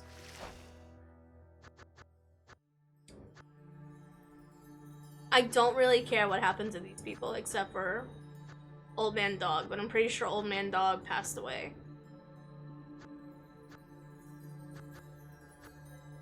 Unless I have to go through all of them to complete it. I might have to go through all of them to complete it. I don't think I can end the game without it. Oopsie.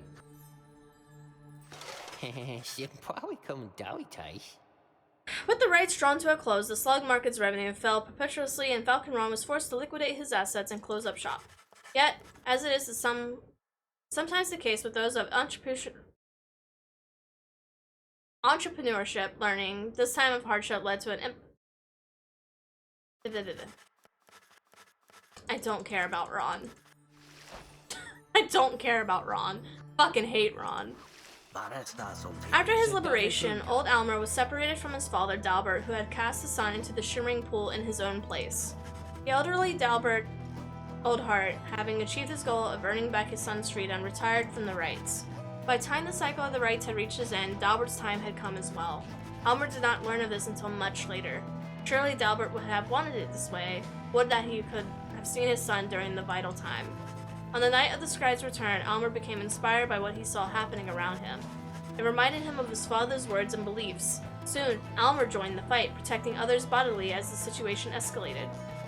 By dawn's first light, it was over. Almer was exhausted, but the cause had prevailed.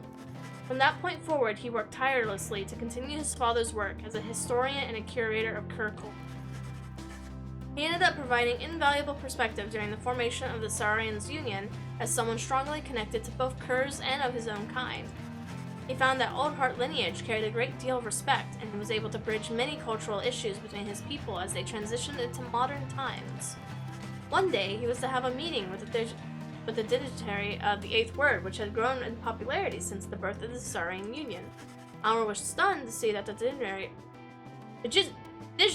was none other than the one he knew as Faye, coming from their days spent in exile. Faye was overjoyed to see him, though Almer was unable to bring himself to understand why. Eventually, of course, he did, and since they had ensured that Oldheart clan should carry on in this new age. Not a day went by that Almer Oldheart did not think about his father and give thanks to him and speak to him at morning and at night. Would the stars have yet shown that surely Dalbert would have been there among them, smiling down on his son and watching him over and his kin.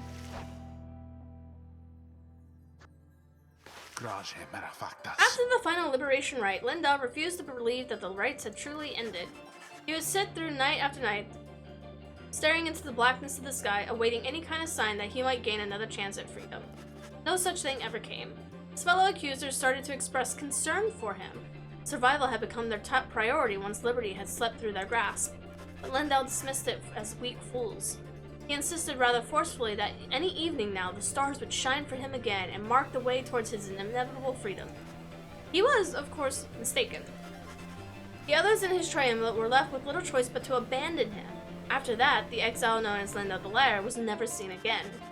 However, there have been some sightings of a bedraggled demon who wanders the downside and bears Lindell's cruel countersense, suggesting that he yet lives.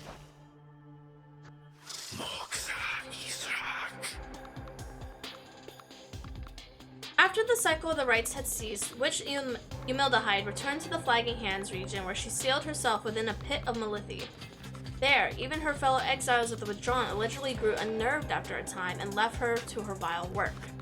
Sometime later, the pit of Malithi erupted into flame, so intense that it was the conflagration that it could be seen all the way from Jomir Valley. Arson was the suspect, though the cause was never verified, and many bog dwellers in the region were forced to flee. A tempest blowing to the north finally quelled the flames. When at last the ashes settled, the grounds had cooled and the site of the fire was scarred beyond recognition. No traces of the Witch Eumildahide could be found. As for the contents of the pit of Malithi, which notably included a profane object thought to be the remnants of Yashlat, all of it was gone as well. Back in the Saurian Union, Eumildahide's repeated threats of the course of return of Yashlat were thoroughly investigated, and no credence was found to any of her claims. After all his life, Sir Deluge had fled from one danger only to find him facing another. He had escaped the war-torn waters of the Sea Dominion, he had escaped the blood border of the Commonwealth, and now he had escaped the rites. After the rites have ended, many exiles wrapped up in the ancient test were crestfallen, as were their last chances to return to their homes vanished along with the stars above. But Deluge did not mind, for this outcome meant at last that there was no burden of responsibility weighing down on him. While most of his exiles of the Pyre Hearts had yet longed for the waters of the Sea Dominion, driven ever by the impulses of Tor conflict, Deluge had settled down. With him remained one of his companions, one Lady Seagrass, who had taken a liking to him for some reason. Reportedly, they disappeared into the waters of the Worm Gulf, which may begin to explain the significant increase of the worm population observed in the vicinity. I see. Barker Ashpaws never had any interest in returning to the Commonwealth, for he was always found its bylaws too stifling. So when the rites ended, he did not care at first. He soon grew very bored. The rites had given his life a certain sense of structure as he always needed. He missed the raw anticipation of it all. He decided to continue conducting the rites for the thrill of it. He bent some of the rules and replaced some of the objects, but it was close enough. His packmates, the Dissidents, proved more than happy to participate, and thus they ran against each other back-to-back in Jomir Valley. Gradually, other exiles familiar with the rites, as well as those who have never heard of it at all, started to take an interest. They ended up giving Barker Ashpaws some healthy competition. His old feud with Rookie Greentail ceased meaning anything to him, and he forgot all about it amidst his new pursuits. Ultimately, even Barker Ashpaws, who had led to such directionless existence to that point, found something of a calling through the rites. Rather, he took the rites less seriously than any other exile of his time, or more, was often debated by those who watched him work. Man really said, oh, the rites aren't here? Well, the rites are here. ᴛᴇs. Through her exile, Tamitha Theanin was motivated by a single goal, to return to the Commonwealth and exact vengeance on her ancient enemies. When she realized that the rites had ended, and that she would never see the mountain home again, she nonetheless remained determined to aid her people however possible.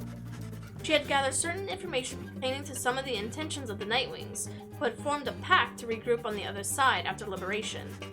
Other such reports exposed a certain weakness to the Commonwealth defenses, and revealed to the Highwing remnants that the opportunity for a risky but potentially impactful strike. Though Tamitha could not participate in the assault, she nonetheless contributed to its success. She later learned of her sisters in the Highwing remnants called out her name as a battle cry as they swooped down upon their enemies.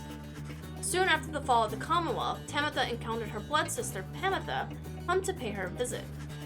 Pamitha had hoped that her people's victory on the other side would cause for reconsolidation. Pamitha was skeptical of her intentions, however, and lashed out at her. Pamitha made no attempt to elude attack and was struck full on. This cost Pamitha the use of her right wing. Yet, after she recovered, she shrugged the incident aside and said that maybe they would call it even now. From that point on, the Blood Sisters kept a formal distance but were cordial with each other. Knowing that the conflict on the other side had ended, Tamitha retreated back to the crags of the Black Basin and grew ever more distant. The closest to her summarized that her inability to reconcile with the Blood Sister was at the heart of this, though for her part, Tamitha never once admitted such weakness. Más spectacular. When Manly Tinderstaff realized that the rites had ended and had no longer could return to the Commonwealth through the ancient means, he was outraged. He cursed the scribe, spewing forth a slew of blasphemy to a very unbecoming one of his high status and bearing. When at last he calmed himself, he focused all of his energies on attempting to find another means of homecoming. He maintained regular contact with his wealthy family on the other side via a messenger imp, and used their vast resources to explore other means of an escape.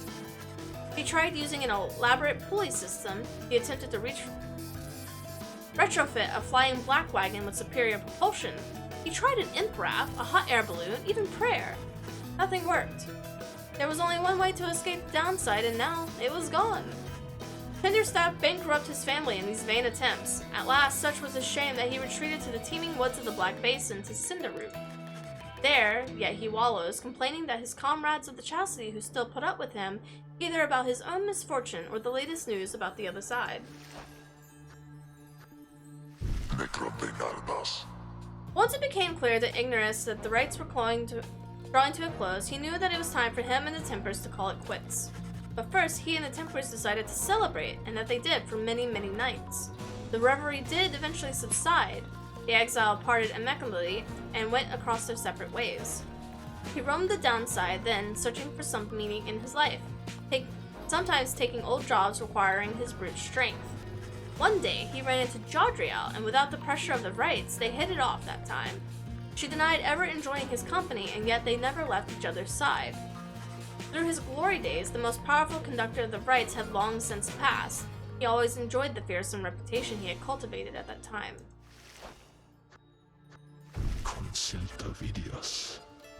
In the aftermath of the final liberation rite, Orlech had returned to his nation, one that he had not seen in nearly 2 decades. He scarcely recognized it. After all, it was the midst of a transformation, social and cultural upheaval sparked by Valfrid Sandalwood's plan. When lich witnessed the people of the Commonwealth gathered in solidarity under the black sky that was on the night of the scribe's return, he looked on in silence for a time. Then, the Highwind remnants descended, and a panic quickly spread amongst those gathered.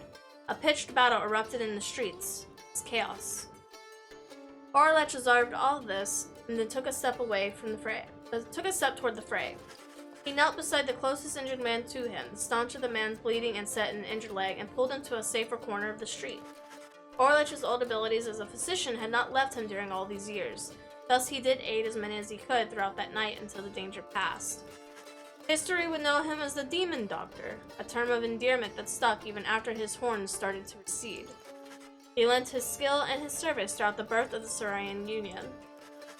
Having witnessed the aftermath of Sandalwood's plan, lich understood at last what his former companion wanted. Years ago, they conceived a version of this plan, and now lich found that he wished Sandalwood could be present to witness the reality of it. lich was eventually reunited with Tizu, who took residence with him, in some ways similar to how they lived in olden times. The imp always enjoyed his company. Although with his thoughts, lich would sometimes visit the memorial to the fallen leaders of the Commonwealth. Though, other than such appearances, and notwithstanding his duties as master physician of the state, lich led a very private life. Few would have guessed that he was once one of the most accomplished rites conductors in the history of the Nightwings. History, of course, shall ensure that we never forget.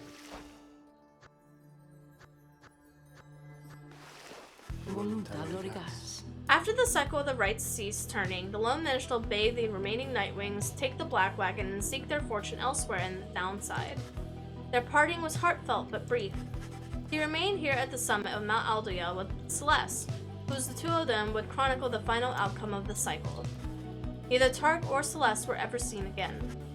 We know all of this now through song attributed to them. Some claim these songs originated in the taverns of the Saurian Union, while merely were imbued with the weight of folklore. However, exiles liberated from the downside corroborated each other's claims, having met this duo that presided over the liberation rites. Another folktale suggests that these minstrels were heralds of the scribes. Having fulfilled their obligations, they departed the world they knew to rejoin their patrons.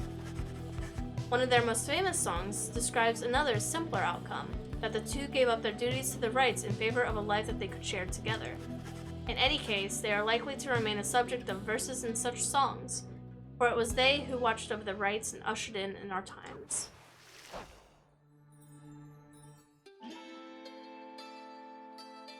There is one more account which warrants mention. The Nightwings conduct the rites under the guidance of a reader. Little is known of him. However, some accounts of him begin to paint a picture. We know he was of common birth, always directionless and prone to misremembering things at times. The journey to the downside left him close to death. It was then that the Nightwings found him.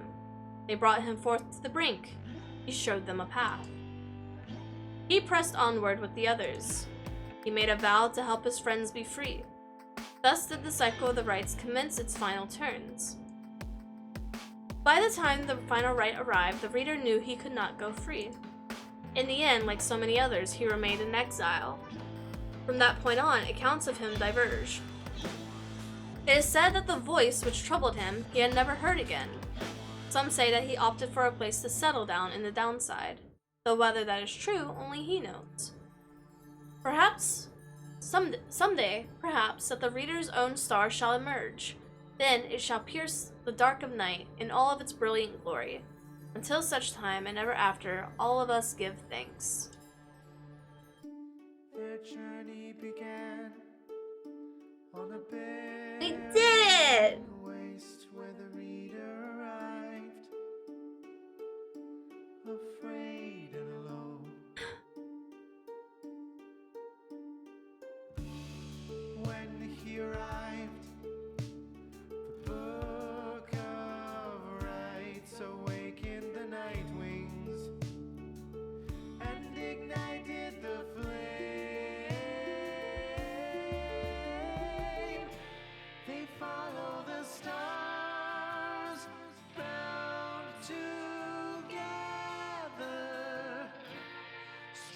this is cool. I enjoyed this.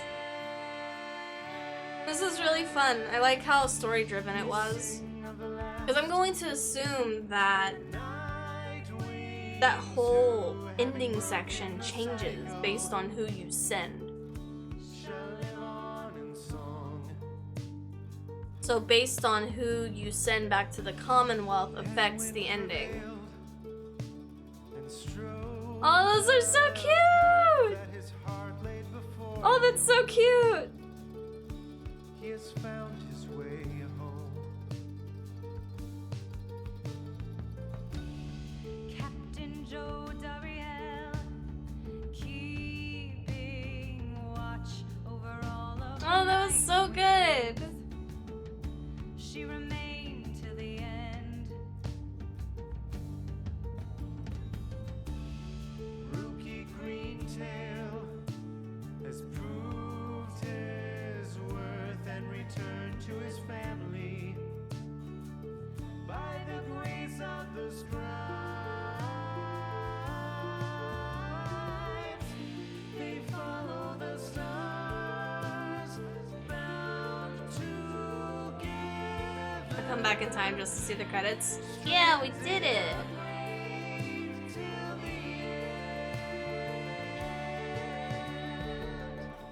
The moon-touched girl hears the scribes in the world all around her. Oh, this is cute. They have guided her home. How's the game? I liked it. I enjoyed it. First of his lowly kind to ascend from the downside. He has found a new home. Sir Gilman the Bold, ever in his quest, finding honor and glory. He has found his way home. What happened to the tree man and the snake lady? I think if it's based on who you send up.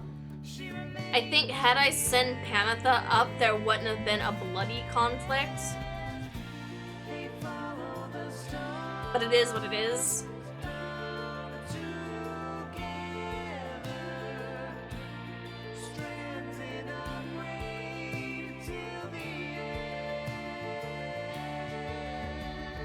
But there was no sketchy stuff going on. It's just based on who you send, how it affects how the turnout of the plan is.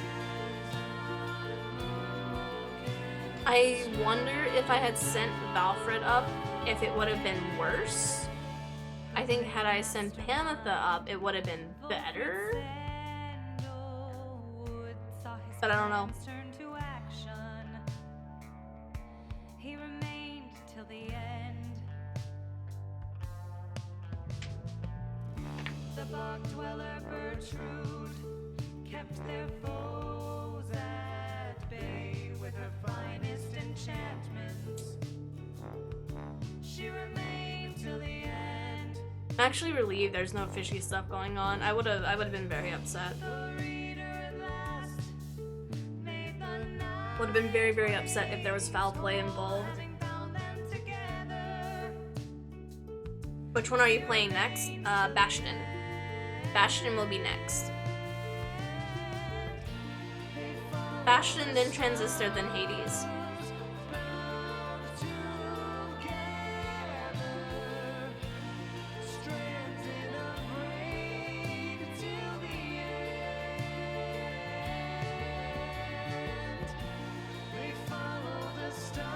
And now I can indulge in the soundtrack of this game progressively.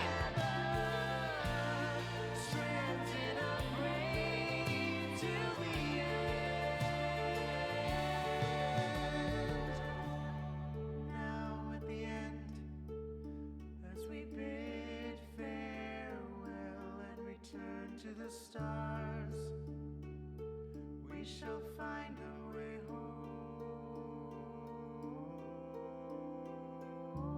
Oh, This is so good. We shall find our way home. I like all the cute concept art that they have. The simplified art is really, really cute.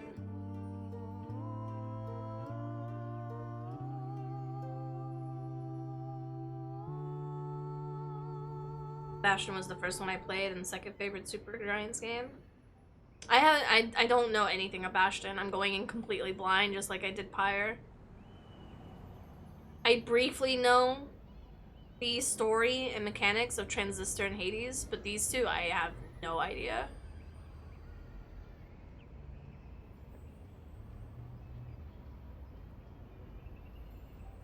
It's a library!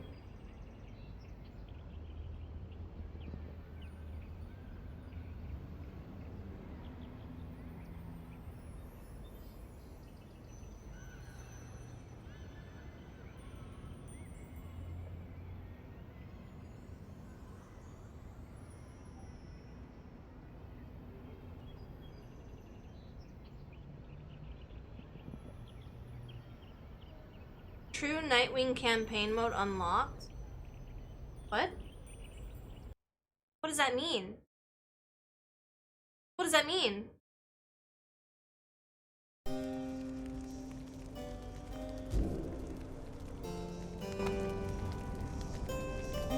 What does that mean?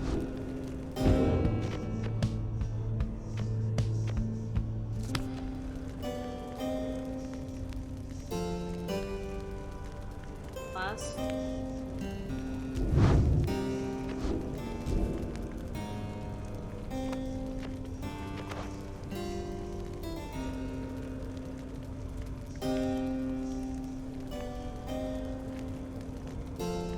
Oh.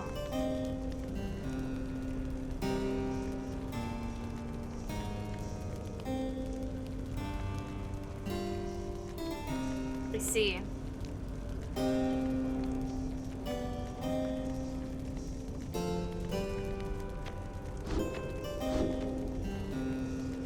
Well, that was Pyre. We did it. He's done skis.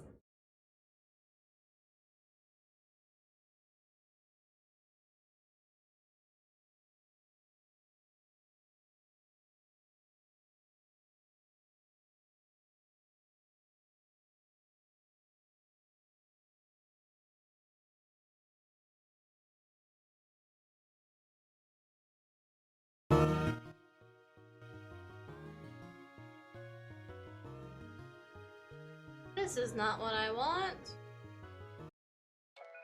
There we go. But yes, we did it. 1 down, 3 to go. And I know Transistor I should be able to do in like a day, if not 2 days. I know Transistor's relatively short. I don't know how Bastion is though.